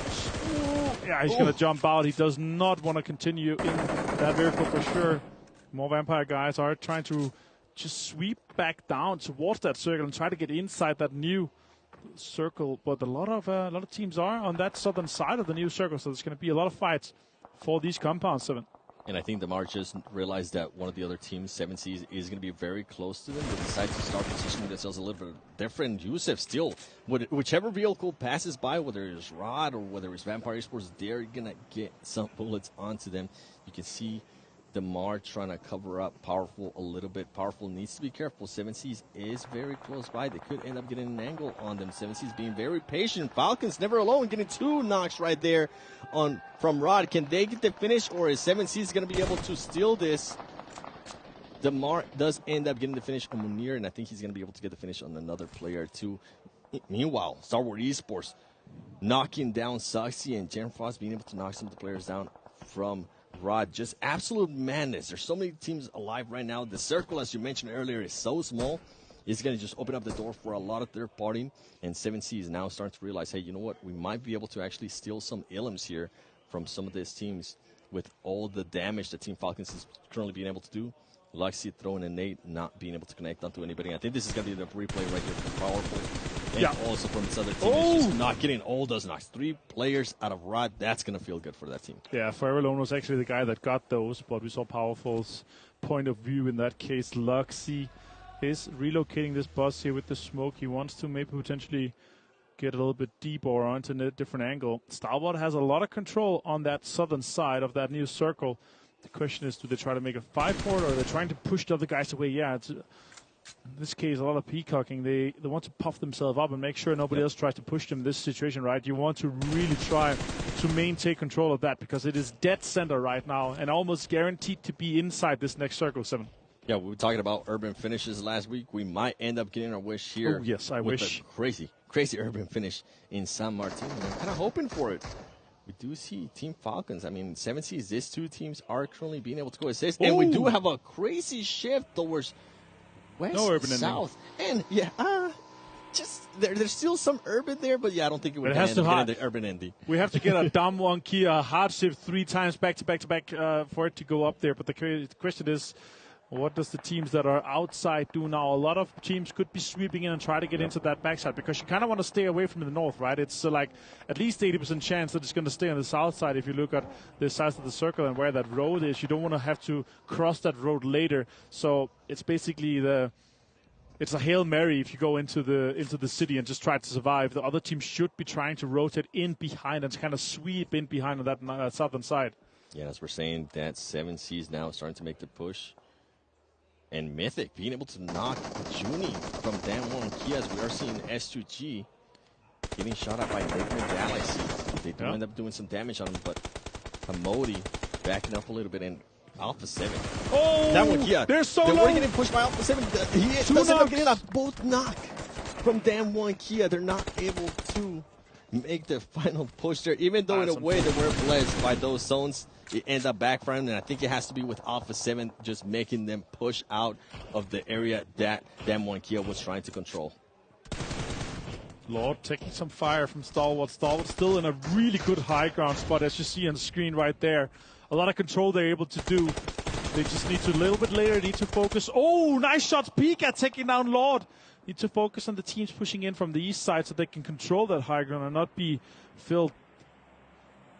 Swept from the back. More shots coming in. Pika taking down Freak with a headshot and the mini. Crazy amount of shots coming out of Pika right now and so much damage onto Nick McGalaxy.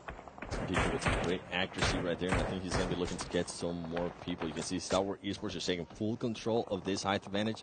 They are aware that 7 Seas is going to be pushing up to them at some point. They are able to spot somebody there from Team Falcons to get the knock. He's not. Team Falcons powerful, just being able to slightly get out of the way and ultimately not end up getting knocked. And on the horizon from 7 Seas, actually more towards the south of them, they need to be careful because Vampire Esports is going to end up making some kind of push. They are positioning themselves right now. And talking about Vampire Esports, they are able to spot one player from Bigatron, and they are going to be pushing this. They know how big the high ground can be here in Miramar. Yeah, exactly. This control could be crucial for them, but they are outside the zone. Misery has to relocate from this. He cannot engage without potentially going down to the circle. It is also circle 4, so it's closing fast, and it's going to do a little bit more damage. As you see here, a lot of teams are on the northern side still or around the center. A lot of space on that south. Alpha 7 trying to control some. Oh, it's a western shift. Still has a little bit of the road in, but Nick McGalaxy with the last compound from inside San Martin, and Alpha 7 with that western control could potentially have another great Game 7. Yeah, and we're going to see so many crazy shifts right here. I mean, we're seeing it right now. We're talking about a Star Wars Esports. We're going to be able to spot 7 Seas. Rod is currently eliminated, and Team Falcons, they are going to try to find a way to get into their circle. It's going to be crazy rotations, and I think a lot of these teams are going to be getting gate kept by Star Wars Esports. You see a nade there by Damar. Meanwhile, Star Wars Esports is just looking at all of this, and guess what? They're trying to third party. I think Damar was able to get that. Yeah, $2,000. So this first special elimination with the nade, that's great. Now Misery is going to be doing some lot of damage. Oh, it's 2 stopped with the return headshot onto Misery. Now the guys from Bigatron, they're going to have to consider, we're going to try to rest him. I don't think it's happening. The circus already moving. They're going to have to move too. Loxy, last player. Nope. Vampire's just trying to move in, and Loxy's just going to try to get more eliminations out of this one. Ravenclaw taking the bus. A lot of damage is ticking from that zone right now. That's where I'm going to be looking at the replay there. Damar with that first good nade and being able to get pretty much 2 players while he's at it. So he's not just going for the first elimination, he's also trying to go for the most special eliminations, which is going to be 5K. That is, 2K. Yeah. 2K. Yeah, No, both of them are 2K. Okay. Nice. Oh. 7 Seas does end up getting eliminated there by Team Falcons. Vampire Esports, Ravenclaw ends up getting knocked too. You can see now Star Wars Esports also trying to make a push there towards the circle. Just absolute madness right now going on with this. With the shift that we ended up getting, Dam 1 Kia only has 2 players ended up getting just caught on the rotation by Enigma Galaxy earlier. It kind of gives it away, right? Because he's hiding in the bush, but there's a big orange car just next to it. People are going to be like, there's a guy over there for sure. Starwood is trying to defend. This is a really good dip he has, but it's outside the zone, and he's going to be pushed here just in 60 meters. It is pushing closer. Luxy's trying to get the most out of this one. He's going to have a hard time. He's going to have to smoke just now. Circle is doing a lot of damage already, taking so much. He's trying to get some first aid off of that body. He's going to have to heal already just now. Stalwart inside the circle. Next circle, as you see on screen, is going to pop soon. Nobody's really taking that center control except for Enigma Galaxy. The next circle is going to shift, and it's a northwestern shift. It is crazy. It's maintaining 50% of the road right straight through the middle. That's crazy. Deadeye guys taking some damage here. Chari is Alpha 7 putting in some damage towards them. Alpha 7 currently has one player down in Revo. Luxy, you can see, he's still trying to make his way into the circle. He is healing. He is going to be able to maybe spot some people from Starwood Esports after he gets in. He might be able to get some extra points for his team in regards to just eliminations, but they need to... ultimately, he ends up getting just eliminated there by this zone. Luxy not really being able to do much there for Bigatron. Meanwhile, Vampire Esports getting shot at by Starwood Esports. These two teams, from what we saw last week, they really, really want to get at each other, and if they're going to get a chance, they're going to see if maybe they can eliminate each other. Alpha 7 able to revive the player that was down earlier in Revo, and this is going to be an interesting rotation because they're going to be pushing into R8, and all the players are going to just have to be just having amazing chemistry to try to make that push and worry about all these teams. Vampires will ultimately get eliminated by Dead Eyes. Yeah, Dead Eyes guys, they get another one for that. Revo and the guys from Alpha 7, quick command and control. Stalwart is under so much pressure from multiple angles. Action goes down. The other guys try to move with the vehicle. They're going to be sending it towards Enigma Galaxy, potentially crashing this apartment block. Top, a lot of damage. It's going to be an explosion, and that is Stalwart out in 6th place, eliminated by Enigma Galaxy. Super well played and defended here by them. Enigma Galaxy. So far, they really haven't had to do crazy rotations, but they are being able to hold off the compounds that they are in. You can see Mythic, they're being able to connect one Dead Eyes with the nade. Dead Eyes are almost getting some action on Mythic back, trying to do that trade. He's not going to be able to. He is going to throw the nade. That nade is actually looking promising. Mythic is able to heal himself just in time to not get knocked. And you can see Enigma Galaxy Freak there, being able to spot some players from Dead Eyes. He's going to be able to get that finish, and Dead Eyes is trying to hop on that vehicle and get out of there. Can he make that full rotation? Can he actually maybe run over a player? No, he's not. He's too much. There's just so much going on there within those. Yeah. Surulov gone down. Alpha 7 are maintaining control of that southwestern side. Enigma Galaxy have had the blessing and support by this apartment block, and now R8 with just 2 guys alive. They're trying to see if they can survive this. Enigma Galaxy is going to have to push out soon. They potentially could have done this a little bit earlier. This could be rough for them. Damage is coming in. Raouf goes down. Mythic finds another one. Mythic being able to find that knock, that's going to be huge. It's going to allow Alpha 7 to just move up very slowly. They need to be careful with RA. I think RA might have been able to spot him. You can see his Prestige right there, trying to see if we was going to be able to get a knock. Mythic ultimately being able to finish off Raouf and getting those elimination points. And guess what? Fabian might be the savior from Damwon Kia, might be the savior for Alpha 7 if he's able to spot some of the R8 players and start raining some shots on them. This is going to be a hard rotation from R8 Esports and also Damwon Kia. Yeah, Damwon Kia has to eventually give up their information and give it to R8. The question is, can Fabian maybe rat them and get those 2 knocks and eliminations? That could be another point for the placement and 2 points for the elims. That would be huge. Alpha 7 looking good right now. Only 4 eliminations for them, but still they have a lot of control right now over that circle. I think the Galaxy is forced to move out. Mythic could potentially be naded a little bit here. The other guys are... Oh, that was important to survive that. Yep. The Alpha 7 players are just getting super lucky right now, being able to just evade on some bullets. And as I say, that Mythic does end up getting knocked. And I think he is going to end up getting finished there by Freak. But it could have been a lot worse for Alpha 7. Hamodi does end up making a push. Who's going to be able to get some knocks here? Hamodi does end up getting knocked by Revo. Freak just laying back and waiting patiently. So Revo's going to be throwing some grenades. They're able to spot Mafioso. Mafioso currently out with the sniper at this close range. What a madman. And also for this, if they are able to close this... Ooh, no. Alpha 7 is turning this around. That could be huge. Is that it? That is it. Enigma Galaxy out in 4th place. Super well played by Alpha 7. R8 down to just 1 guy. And also Damwon Kia could potentially take this second place as Fabian is able to clutch this one. Bandar trying to nade it. He's taking more damage. He's taking him down. Huge for Damwon Kia, but Alpha 7 close it out. Ultimately, Alpha 7 just too strong, being able to just make their way into the circles, make sure that they destroy any team that was in front of them. That's going to be a chicken dinner right there for Alpha 7, an extra 10K. Overall, I want to say congratulations, Damwon Kia. It looked really, really bad earlier on, but Fabian was able to just pull it off for the team, and he ended up getting the second place finish. Yeah, able to close that one out here for Alpha 7. Huge amount of points. They are gunning for that first place spot overall for those placements. That would be crazy. So well played by the Brazilian squad on Alpha 7. Able to close another chicken dinner is just insane and unheard of. I did not expect that, to be honest. Yeah, I was not expecting for Alpha 7 to be this strong, especially on day one, especially with the way that they started off the day. And I was kind of smiling a little bit there from what I saw with Mafioso. He's probably saying, this is Brazil. Oh, yeah, for sure. But yeah, again, Circus was rough for them. Enigma Galaxy, they had their power in control for a long time. I actually expected them to push out really, really early on. But we are going to be going straight to the match standing, and the desk is going to be throwing you through these games here. We have played 6 of them. But guys, have fun with this one. Yeah, as we take a look at the match rankings brought to you by STC, Alpha 7, 18 points, able to get themselves a second chicken dinner on the day, which means we've had only 3 winners throughout the entire day. S2G, Damwon Kia, and now Alpha 7. Ridiculous stuff by the Brazilian squad here, Max.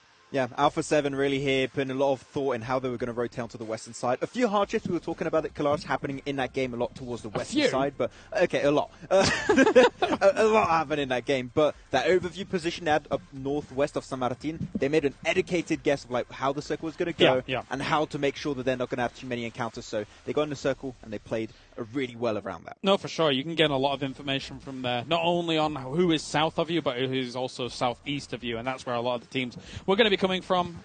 So Alpha 7 here being able to play it out very nicely. And overall, I think, yes, there were some conflicts for them in the west side that they were able to kind of extinguish, but I mean, the main conflict against potentially Enigma Galaxy here towards the end. 0, like they had no money in the bank, right? I believe that was. So yeah, and yet they still had some good results, some good presence in some of these matches here. Once again, getting himself 7 points. That's good presence, but does it result in actual money coming their way? At this game in particular, I'm not sure if that's the case once more. Well, you're asking. Why don't we actually just take a look and see if they did actually win some money in this last game? Don't point at the camera, Max. Oh, sorry. The camera doesn't Yay! like that. There we go. First elimination. Able to get 2K finally on the board for them. Yeah, finally going to be able to slowly climb their way up there, but first team elimination going to go all the way off Stalwart. Stalwart's still been also present, but not getting as many of these prizes, I believe. I know Chicken Dinners in particular, even though they've been close pretty consistently throughout the day to maybe being able to convert one. Stalwart and Falcons, I mean, just constantly, always ever present, always getting themselves a little bit of money on the board here and there, so they'll just definitely be contending throughout these 3 days. If you think about it, right, just getting that first team elimination done, it's $5,000, split before 4 people, that's $1,250, and the game took, like, what, half an hour? Max? It's good, right? So you're looking at, like, I don't know, $2,500 an hour that you're making as a rate. That's insane. That's right. That's ridiculous. So you take a look at the next page here. Yeah, well, I mean, all of us would do that, except James, who obviously makes way more than that per hour. I think it was around $500,000 per hour, if I'm not mistaken. He is a crazy good influencer.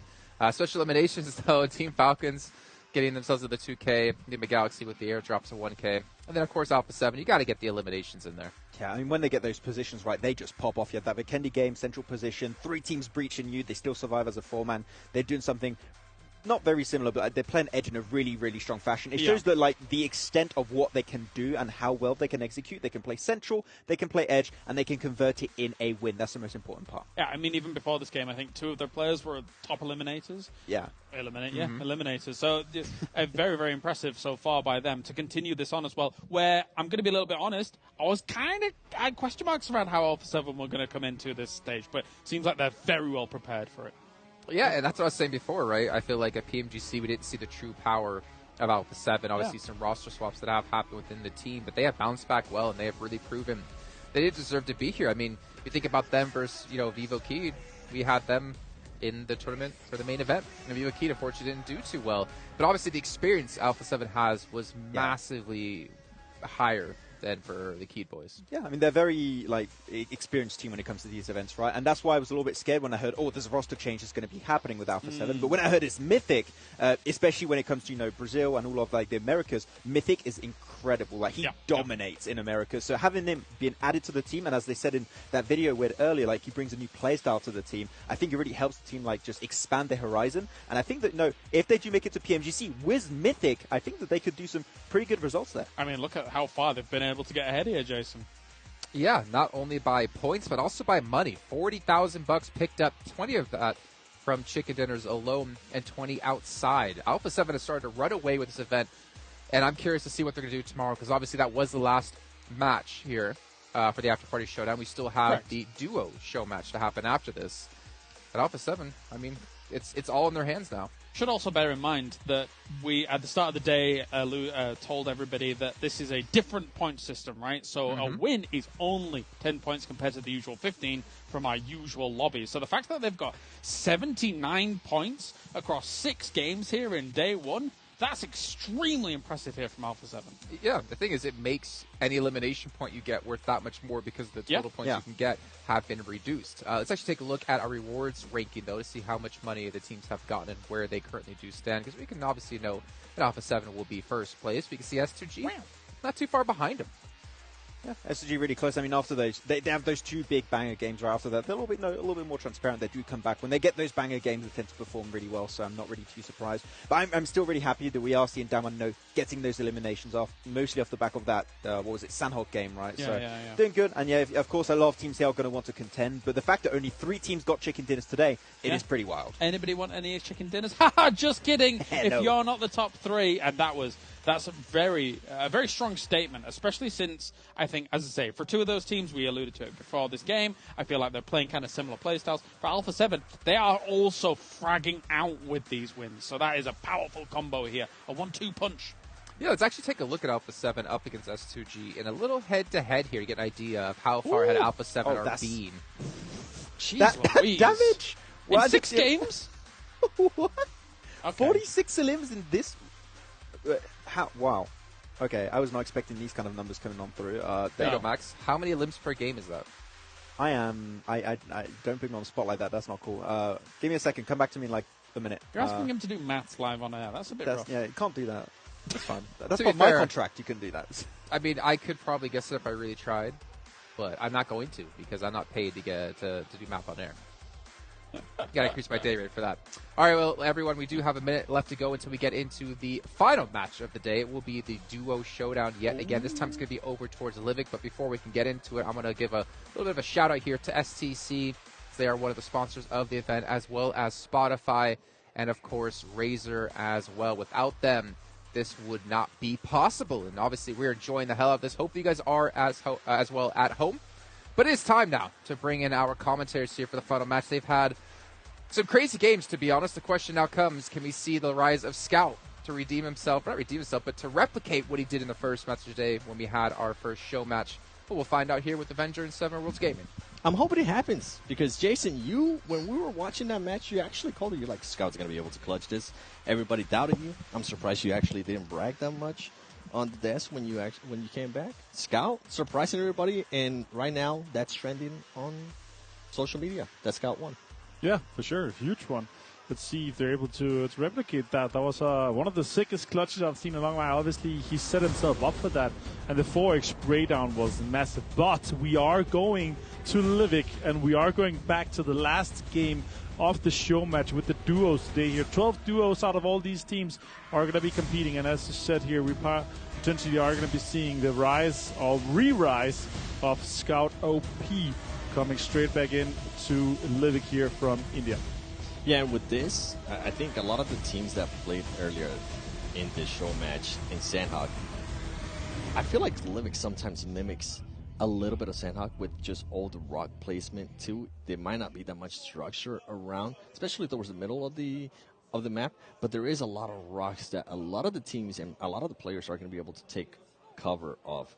So I'm intrigued to see who's going to be hot dropping, who's going to be not. Keep in mind, as the desk was mentioning, this is going to be the last match of the day. It is a show match, so we're not going to be seeing those rewards for first elimination or any of that kind of stuff. So we might not even see some hot drops, even though I really want to see them. Yeah, I want to see some crazy stuff for sure. But again, super small map here on Livik, so a lot of space for these teams to come in and early on. But again, they are focusing on trying to get some elimination, trying to really wrap up the day. Obviously done with the main part of the after party showdown now. As you said here, the duo show matches here, crazy. I think the duos format are super fun, of course, but it's a tiny map, a 2x2, but there's still a lot of space considering we only have 24 players on this map right now. A lot of space. You can see just R8 on that southeast side. They have in like the entirety of the dry dock and the waterfall and the logistics as well. That is crazy. Circle goes west. The vast majority of the players are already inside. S2G has to move. Bigatron has to move. And also R8 has to move. The rest are inside, and they can fight for that inside. Again, a huge thank you to Sony Xperia for sponsoring this event here and being our official smartphone partner. All the players all playing on this fantastic phone here. And for everybody watching, I mean, let's watch PMWI together in-game esports center with your friends to win PMWI special sets. And don't forget, there is some PMWI packages that are currently on sale for a limited time. And you can also win PMWI treasure crates if you play PUBG Mobile during PMWI. Exactly. Looking at the circle here, I mean, you can see 7Cs playing very circular. south. It's not egg-shaped at all. It's just complete perfect circle. It's great. Fluke playing together with the Ravenclaw. Fabian, with the shotgun. I love that auto shotty. So strong. All right, taking their time. Bigatron taking their time. S2G taking their time as well, trying to get into this circle. And Alpha 7, I mean, they're currently towards the north, taking their time as well. Oh, man, this is going to be very interesting if it continues to be this slow at the start, because there's just going to be so many duels alive. And as I said, that guess what? Damwon Kia is able to spot somebody from Vampire Esports Ravenclaw. Now playing a little bit on the defensive. He needs to be careful. Forrest is currently cooking a grenade. Can he get this nade off? Oh, a lot of damage on Ravenclaw. Another nade potentially could be taking him down. He's going to push. That's clever. Oh, Forrest takes him down anyway. And that is Damwon Kia able to close out a potential finish with that one. Oh, the auto shotgun comes out. I love it. Boom, boom, boom, and you're done. Ravenclaw back to lobby. That was a great play by Forrest, too. I love how he decided to use those nades, push him out of behind that rock. And that's what I was saying. Even though there might not be a lot of buildings and stuff in this map, there's just so much cover that you can take with those rocks that you got to find a way to just get those players out of there, whether it's a Molotov, whether it's a nade, whether it's a concussion grenade, whatever it is. It's just make it happen. And also utility is king on this map too, right? You have these the lethals that you're able to push out. Oh, Stalwart top taken down. That's crazy. I did not expect that one action. He's going to try to go for the revive immediately. Deadeyes, guys. And Joker is going to be trying. Oh, my God. That's more damage towards him. Forrest just continues on this rip towards Stalwart. And I think they want to get this rip off. Yeah, Damwon Kia just helped Deadeyes in a big, big way by just getting that third party or getting those shots in. Deadeyes making the push. Are they going to be able to get there before he picks up top? I think he is going to be able to. Easy nade. There's one smoke only. Right there. Throw it. Come on, sir. You see him right there. You heard him. See one of the players to the right. I don't think he's able to see him. I think he's barely inside. Oh! He does get shot. Top. Almost being able to get the knock. He did get one knock with the grenade. He's going to go for it, too. He switches guns, and he ultimately ends up getting the best of Deadeye. Stalwart Esports top. Showing them who's the boss. Oh, my God. Stalwart Esports with a huge clutch. And top just managing to shotgun those guys down. That is crazy. Did not expect that. Oh, Damwon Kia sees another R8 player. There's some prestige coming out from this. And SK Town not able to finishing that off. That is unfortunate. Desha also with some bullets towards it. It's a three-way battle. In that case, Munir on the off angle. They're going to go for the push. And with this look at that. Being one of the smaller maps in the game, they need to be careful. It's just out here. So many third parties being able to look at that. Everything. Look at that. Knocked. Oh! Switches guns and says, that was so well played by top. Shots coming in. Dasha finding SK Ton, taking him down. And now it's just down to Prestige to see if he can do something. Alright, is actually out. Okay, so he was actually finished off and knocked earlier. Dasha and Arad able to close that one out early. We already lost 3 teams, R8, Vampire, and Deadeyes, guys. And now Circle is going to be moving slowly together, and the teams are going to have to try to find each other. Definitely tell that they have a little bloodthirsty. They want to try to finish off these teams as early as possible. Yeah, I was going to say, with the terrain of Livik, especially here where these teams are currently at, they're going to be able to see so much if they get a little bit of a high ground. We saw earlier Dan Kia being able to get some shots on Star Wars Esports, even though they were kind of far away from them. And I was going to say earlier with the Circle, this being one of the smaller maps in the game, teams need to be careful with those third parties. It's just going to allow third parties to be super easy. We'll see S2G here trying to get some shots on these 2 teams that are trying to make a late rotation into the circle, and I think they're going to be able to do it just fine. One team that is still outside of the circle is going to be 7Cs with Scout, the man that was able to clutch it earlier. And here we go, Luxy getting headshotted from S2G, and S2G is going to try to push this action with the monster truck. Very, very ballsy play here by the S2G Silas, as Halsey is not able to give him any cover. S2G, what are you going to be able to do here? An X Circle is still big, but the teams are obviously focusing on these fights early. They don't want to get third-partied, and they want to try to gatekeep this situation here, especially. Bigatron spots Silas on the monster truck. He's going to be trying to drive away. Nice shots! Takes him down to half HP.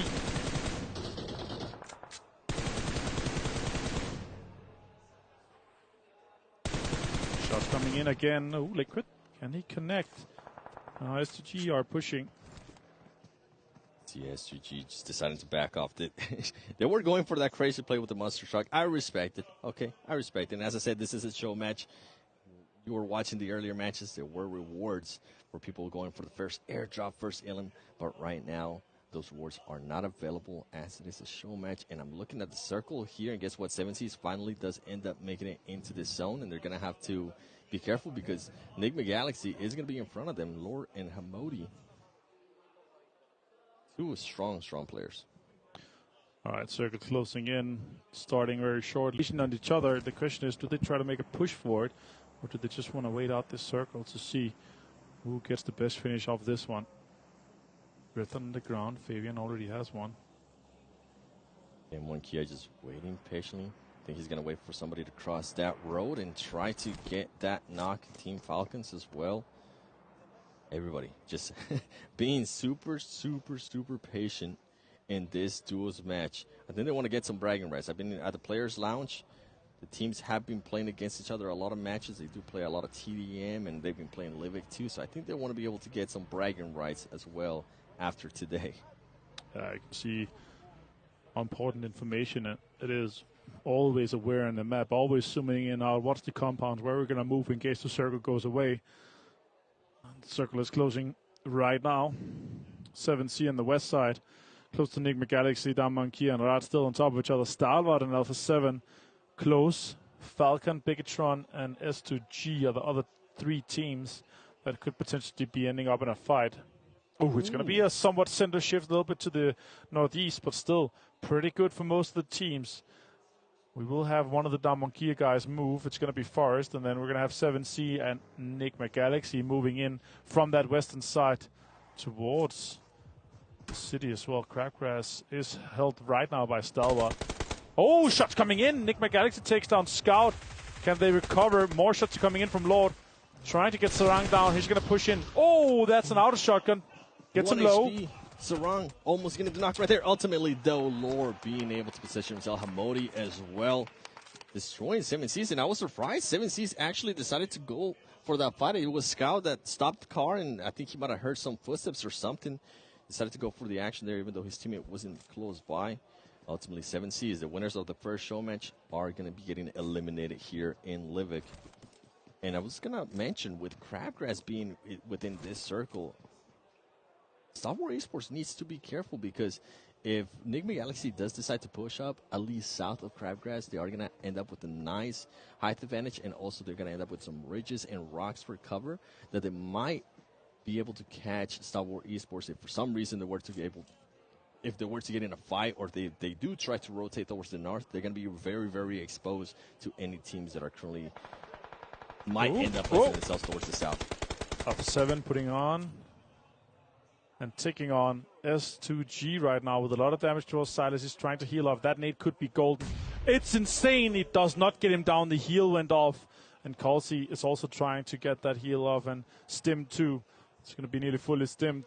And Bravo is going to be crawling forward, trying to get some more information. Cool. Just waiting it out.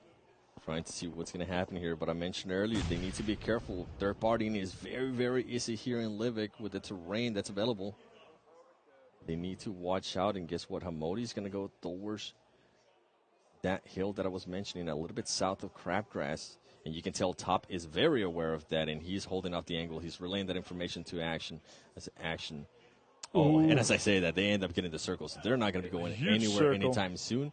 And right away, S2G decides to make the push towards the circle. Carrillo and the Alpha 7 squad decide to back off from the S2G fight. Yeah, the circle is very soggy on Crabgrass. It's great. Question is, Nigma Galaxy, how deep are they going to move into that?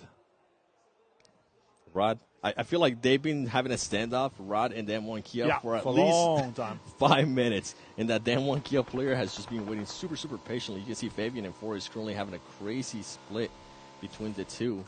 And as I say that now, I think they feel comfortable. Yeah, I think they feel comfortable. They're like, okay, Rad finally left. You know what? I think we need to start making that push. Exactly. All right, Munir with an UMP in hand. Looks like there's a silence on 2. Action has obviously heard that bike coming in, and he's now trying to silently move towards Rad and get this 2-story house that's actually countering. Kalsi's going to go down. Carrillo is going to find him and finish him off as well. Now Silas is trying to move towards him. Bravo, the nade in hand, could be going for a nade. That could be very close to Silas. Doesn't do that much damage or any at all, actually. It's going way too far. That could bounce down straight on him. Oh my God! That is so unexpected, but it worked out super for Alpha 7. Crazy nade right there from Bravo and Carrillo in that case. Now, Nick McGalaxy on screen. Now they're trying to get closer to Crabgrass in the town, but the circle has shifted south. So both of the teams that are inside have to maintain their position in the south side of it. What a crazy bounce of that grenade. Action! As we continue here with the grenades, I think Revo's practicing for tomorrow for those special elims. That's exactly what they're doing. As we're seeing Carrillo actually being able to knock down Action, and Rod trying to just pick up the player that's currently down. Alpha 7, I mean, we saw just the aggressiveness that we've been seeing out of this team the whole time. Top currently trying to see if he can position himself in a way to pick up his teammate Action. Alpha 7 now making the push towards Rod. Rod, I think they were able to pick up their player, and they are throwing some Molotovs, making Rod back up a little bit and trying to control where just those players are going to be based. And Carrillo does not care. He just decided to walk straight through that molly. Just sending in straight while Munir and Desha try to survive with some smokes. Fabian gone down to Liquid. Revo found Desha with a nade. That's a good knock and important. Revo trying to pre-shoot the smoke. He's going to go down as well. That is really well played by Carrillo. They take down Rad in that case. Now Revo has spotted Falcon and Yusuf. And well, with this fight's been happening between Alpha 7 and Rod, guess what? Action was able to pick up Top. Is this going to be a 2v2? Carrillo being able to get the knock right there on Action and getting the finish to Top.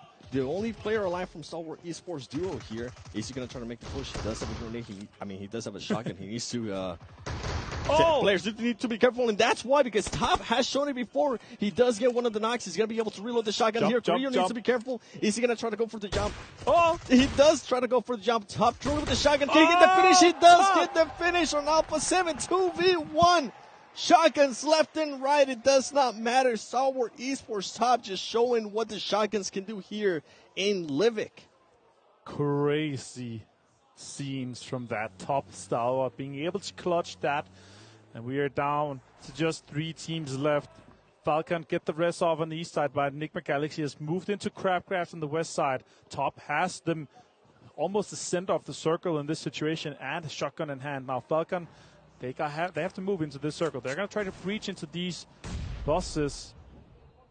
Well, Lord and Hamadi is going to maintain control of that last left house inside the new circle with a lot of information right now. They could take down Falcons. Damage is coming out, taking down Powerful. That's going to be Falcons out. Super well played here by Enigma Galaxy. They're putting themselves, and Top actually got one of them. Crazy to see. Top ended up getting both of those he got the flush. which is crazy. Can Really well. Top win this? I mean, we already seen the first show match. We saw Scout being able to clutch that 1v2. Can Top now, for Star Wars Esports, clutch another 1v2? I mean, he did it earlier against Alpha 7. Can he do it again now against Enigma Galaxy, Lore, and Modi? Oh, Top! That is huge. And a 1-versus-1, Hamodi knows exactly where he is with the nade here. Cooked perfectly. Could take Top out. They're trading nades. Top ran out. Hamodi versus Top, shotgun in hand, both of them. And Top and start taking it. It is Stalwart Esports that take the show match in the duo here of the last game of the day 7. That was insane. I wasn't sure about the show matches before today, but after what I seen from certain of these players, I absolutely love this show matches. Top just being able to continue on a tear with the shotgun. It didn't matter if it was Enigma Galaxy, Star Wars Esports. What a finish there by Top. Yeah, the show matches here ended up being super crazy. Livik paying off. You love Livik, obviously. I love the shotguns of Livik, and I know Kalaris obviously loves the shotguns too, and also loves Modi. That was beautiful, but Top ended up being able to clutch it, and that was insane. Another situation where we have a 1-versus-2 clutch. Yeah, and I think a lot of these teams are going to be careful about that tomorrow with what happened with Scout, with what happened here between Alpha 7, Enigma Galaxy. Star Wars Esports saying, Top was like, okay, you know what? I still have a shotty, but let's look at the match standings. I'm pretty sure that this is going to want to break this down because that was crazy. Yes, our match rankings by STC. Don't forget about them as they have Stalwart Esports getting 18 points. Well done by them again. Top clutching things out. I mean, we saw them obviously lose the 1v2 or the 2v1 in their sense up against Scout, but at least redeeming themselves here to get the victory. Enigma Galaxy, unfortunately, coming in second with 9 points. But it seems to be a pretty telling tale for what we've had for the majority of today. Alpha 7, Team Falcons in 3rd and 4th, but Stalwart not really showing up today. Enigma Galaxy not really showing up today. And Bigatron, unfortunately, the same as well. True vindication. In my mind, Stalwart won both of these duo games if it wasn't for Scout. But you know what? Actually, just when we came into the duos, especially here, Max, we looked at Top in action. We're like, oh my days, that is a strong duo. And they've shown it. I mean, after getting themselves a decent spot in the first one and now winning out the second. Yeah, exactly. I mean, Top took himself a 1v2 there versus Enigma. And also the fact is that they had a split, technically. They had 1-1 split, and they had 2 off angles. Nades one angle, perfect nade, then instantly shifts over to the other player. It's the great execution on this side. So really, the Top seen as one of the top players, no, also MVP of his home region. So are we surprised? Not really. And you said it should have been 2 wins, but they get one at least. Well, we did get to see the weapon as well at the very end, which I believe, Claris, you made a jingle for, if I'm not mistaken. Yes, I say M1014. Really? You're looking at me like that and with your little smile, but... Okay. I just never knew you to be so shy. I'm the jester of jingles, but, not for stream for now. Even though we just saw a Modi from... That's fine. Max. Actually, I think Max actually is the one that came up with that, if I'm not mistaken. Yeah, that's true. We might have a new master of jingles here. Nah. You can be the master of math, because we haven't had one of those on the desk ever. No. Not you. Oh, okay. Don't worry, I already knew exactly what was happening. But gentlemen, I mean, again, we've had our 2 show matches. I would imagine Stalwart would be number 1 after getting second and then losing. We'll actually take a look right now to see where the teams currently do stand here. Remember, the winner of this takes home $15,000. Okay, now, I mean, yeah, of course. Taking himself a second place and after followed up with a chicken dinner. Not too surprised to see them up there. But the points do not really add up. This is very lopsided for Stalwart to be able to get themselves in this kind of place. Yeah. Pretty impressive stuff. No. What's wrong, Max? You trying to do math in your head? Yeah, I'm like, I was, okay, no, I got enough. It's not like 15 points for chicken dinner. Yeah, no, it was like 14 plus 1 does not make 30, but like, I put everything together, I was like, okay, I understand now. Well, 15 plus 14 doesn't make 30. Yeah, exactly. So. Makes more sense. Da-da-da-da. But anyway. And now you see why we haven't had a math expert when it's come to the desk here. Enigma Galaxy, second place with 15 points.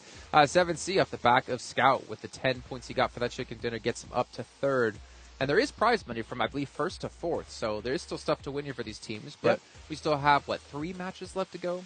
Yeah, 3 more matches, and one thing you've seen is that Falcons still not able to get himself a win, but they're still present. They're still there, lingering in the shadows. One good game, and they can just leap up in first place. So Falcons are just the lingering threat of the entire tournament here. Oh, absolutely. Always a present threat, for sure. Okay. Well, it is time to head down to the stage here for an interview with one of our teams.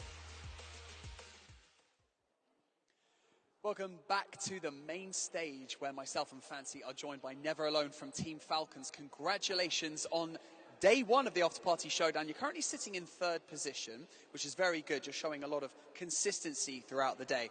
I just want to ask you, how did you manage to get this kind of consistency on maps that aren't really used in competition or competitive PUBG Mobile? حياكم الله من جديد اعزائنا المشاهدين والحضور. معنا نفر الون على المسرح، نسوي معه مقابله سريعه بعد المباريات اللي شفناها منهم اليوم. السؤال الاول نفر الون، كنا ودنا نتكلم عن المابات اللي لعبنا فيها اليوم في البطوله، مختلفه عن المابات اللي تلعبون فيها بالعاده واللي متعودين عليها في باقي البطولات. هل الشيء هذا خلاكم تغيرون البلاي ستايل حقكم ولا انكم تستمرون على نفس الوضع؟ للامانه في الخرائط الجديده ليفك وكراكن وفيكندي كان صعب التاقلم فيها. حاولنا نقدم اكثر شيء نستطيع نسويه بالجيم. اما بالخرائط الثانيه ما اشوف في تغير، بس يمكن فيه اندفاعيه اكثر من الاتيان بسبب الجوائز. الحمد لله قدرنا نجيب توب 3 في اليوم الاول. Okay, so the player is saying that the main focus that they were trying to do is to adapt through all the maps, but the first 3 maps that they played, it was hard for them to adapt because they're not used to it that much. But then they had to stick to the same play style that they were doing, even though the new maps, they had to play a little bit defensive than they would usually do. Well, speaking of the maps being new, but also the situation in which you're playing, we're standing on the main stage right now. This is your 2nd week on the main stage. So are you starting to get used to it? Are you starting to feel a bit loose? Are you getting more comfortable now? السؤال الثاني للاعب، كنا بنركز على نقطة انه الاشياء اللي قاعدين يسوونها في المسرح اشياء جدا رهيبة، لكن الشيء هذا نحط ببالنا نقطة انه هذا ثاني اسبوع لهم في المسرح، ما راح يكون اول اسبوع، فهل الاجواء تأقلموا عليها، عرفوا انهم يتعاملون مع الضغط، ولا الشيء هذا تغير معهم بنسبة كبيرة؟ للامانة كلاعبين محترفين ولاعبين بطولات لان قبل هالمرة كنا داخلين بس بدون ضغط او بدون اي شيء، بالاسبوع الثاني الوضع صار اريحيه اكثر، فهمت؟ صار نفس الروتين. الحمد لله Okay, so the player is talking about how the team is experienced in LAN tournaments, and this is not the first LAN tournament that they have played in. So they are getting more used to it. They are getting more comfortable in playing in tournaments LAN. And the first week they didn't have a lot of pressure, and coming into the second week they don't feel any pressure at all, and it's way more comfortable compared to the first week. See, the pressure of the main stage, it just kind of dissipates after a while, but you just got to get used to it. The hot lights, it is very difficult. Now, we talked about day 1. It's done now. It's dusted. Now let's look to tomorrow. Let's look to day 2. What are going to be your main focuses between now and the beginning of day 2 between you and the rest of your team? زي ما احنا عارفين نفرلون اليوم الاول خلص وطلعنا بالنتيجه حقتكم، لكن بنفس الوقت اليوم الثاني راح يبدا بغدا ان شاء الله على نفس التوقيت، لكن ودنا نعرف ايش الاشياء اللي بتغيرونها وايش الاشياء اللي ممكن انكم تغيرون منها مقارنه بلعبكم في اليوم الاول. مثل ما قلت الخرائط الجديده الثلاثه لازم نشوف اسلوب لعب يناسب طريقة لعب الأتيام. أما الخرائط الباقية الأمور ما راح تكون صعبة بإذن الله. So for the 3 new maps that we have in the tournament, they're going to have to work on adapting more to adjust their play style to be able to perform better in those maps. But for the other 3 maps that they are basically used to, they're not going to do anything else other than just try to be consistent and try to play the same level as they play today. Well, the consistency is definitely working, so congratulations on all your success so far, and good luck for the remaining days of the After Party Showdown. Everyone in the Gamers 8 Arena, please put your hands together for Never Alone and for Team Falcons. Thank you very much. A spicy crowd today. We're going to hand it back over to the analyst desk so they can break everything down and they can wrap up the day.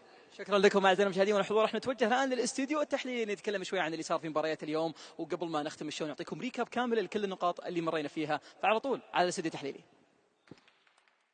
Yes, round off the day is exactly what we're going to do here, gentlemen. Great little interview with Never Alone. I feel like he's getting a lot of spotlight in this event. there too. I think it's deserved to have Falcons up Yeah, there, right? yeah. It's good to see, and we had some good representation from Ningba Galaxy today. We had Falcons doing well, and we also had some good presence from R8. So like, it's really good if you are a KSA fan right now. You have a lot of good representation. It's funny actually with you mentioning R8 as well, because we felt like throughout the day they've been present, they've been doing stuff. But because they've not been hitting the very high highs, they've not been able to rack up too much money just yet. So I think, as the days go on, I think we'll see them get a bit more for sure. Okay, well, gentlemen, do you have a prediction of who our MVP was just from the show matches? Just from the show matches. I'd say top. I'd say top. Oh, from the show matches? Yeah, you mean show the matches. two? Yeah. Oh, okay. Well, yeah, it has to be action or top. I guess I'll go top as well. Especially top with that game, yeah. Yeah, sorry, I was thinking. Okay, let's check in. Who's our MVP from our show matches, which is just the duo tournament? Action. Oh, okay. Okay, I guess that's not from just the duo because there hasn't been 12 eliminations. So I guess that's from the whole event, from the main event, actually. So, Action, the MVP. We're all going to be wrong, but Max was kind of right because he said he has 12 eliminations. Action. Is that right? Star Wars really good. They're a pretty good team. I didn't want to Not like believe we that. talked about them in the entire event. Like, they're a really good team, They're really good. I didn't want to believe that because 12 eliminations and 3,000 damage from just 24 players in each match. Well, 22 because you can't count them. That's insane, actually. That's right. If that was true for the show matches, then Top would have only had 2 eliminations because they had 14 across the 2 games, right? So maybe it's true. There's a world where it could be, but I don't know. But it was our MVP, thinking back to the main event. I mean, he's excellent. Yeah. I mean, He's actually they are the team that's literally their duo. They're fragging he's duo of Action. both MVPs. Okay. No, he's Action. Okay. I got to do a little bit of a dad joke in there. But to quickly recap, what was that? What was that? A little dad joke. Yeah. Okay. Anyways, let's take a look at the winners at the end of the day, though. Let's recap quickly what's happened across all the matches and who has won what. You can see here our first and last match were the duo matches here. And we did have 7C win initially. But there's a whole lot of the similar flags when it comes to the main event and a whole lot of similar logos when it comes to the main event here. Damwon, S2G, and Alpha 7 all winning 2 matches apiece. And I'm especially really hyped for the main 6 games that we have today, right? You're seeing some teams from, America's region going to be getting a win with Alpha 7, Europe with the Turkish team of S2G, and then you have some of the Eastern teams here, with Damwon in particular, getting the win. And we talk a lot of the times of the clash of metas. Every single region in some way, shape, or form has been able to shine through today, so Agreed. I think that's great to see.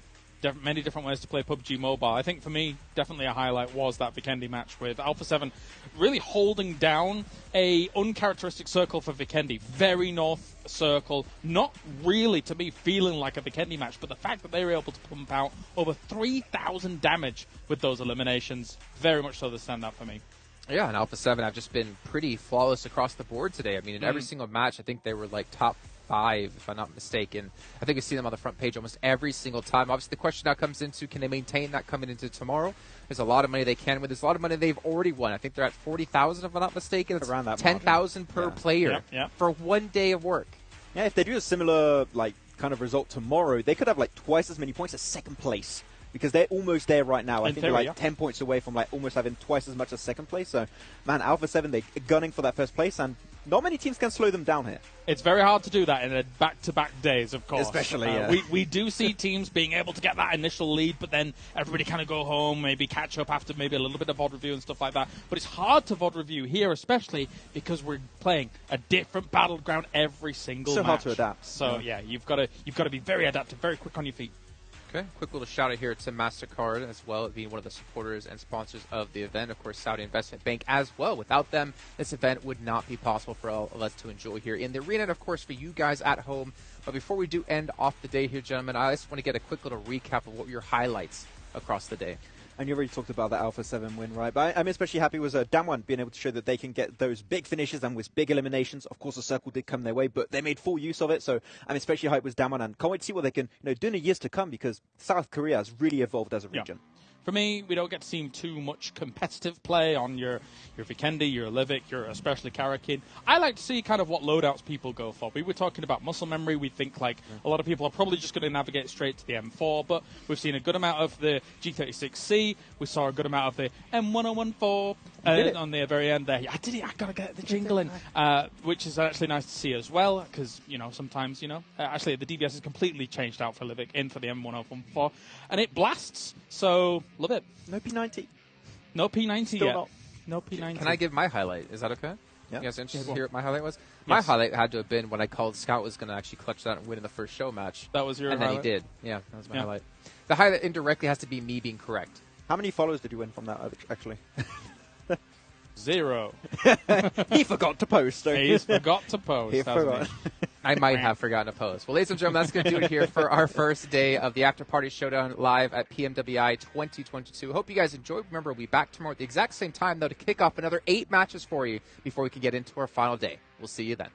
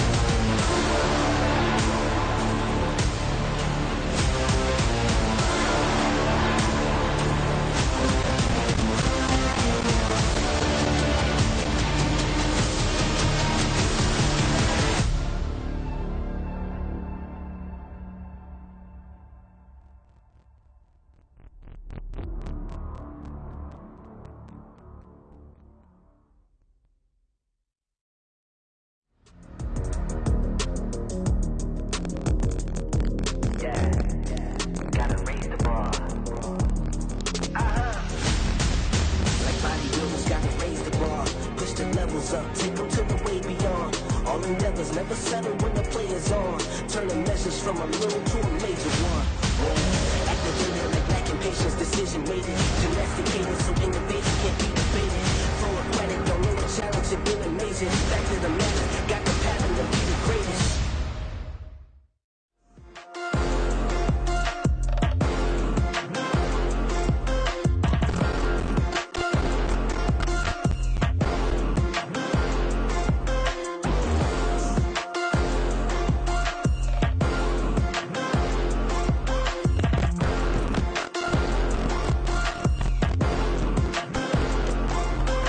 Thank you.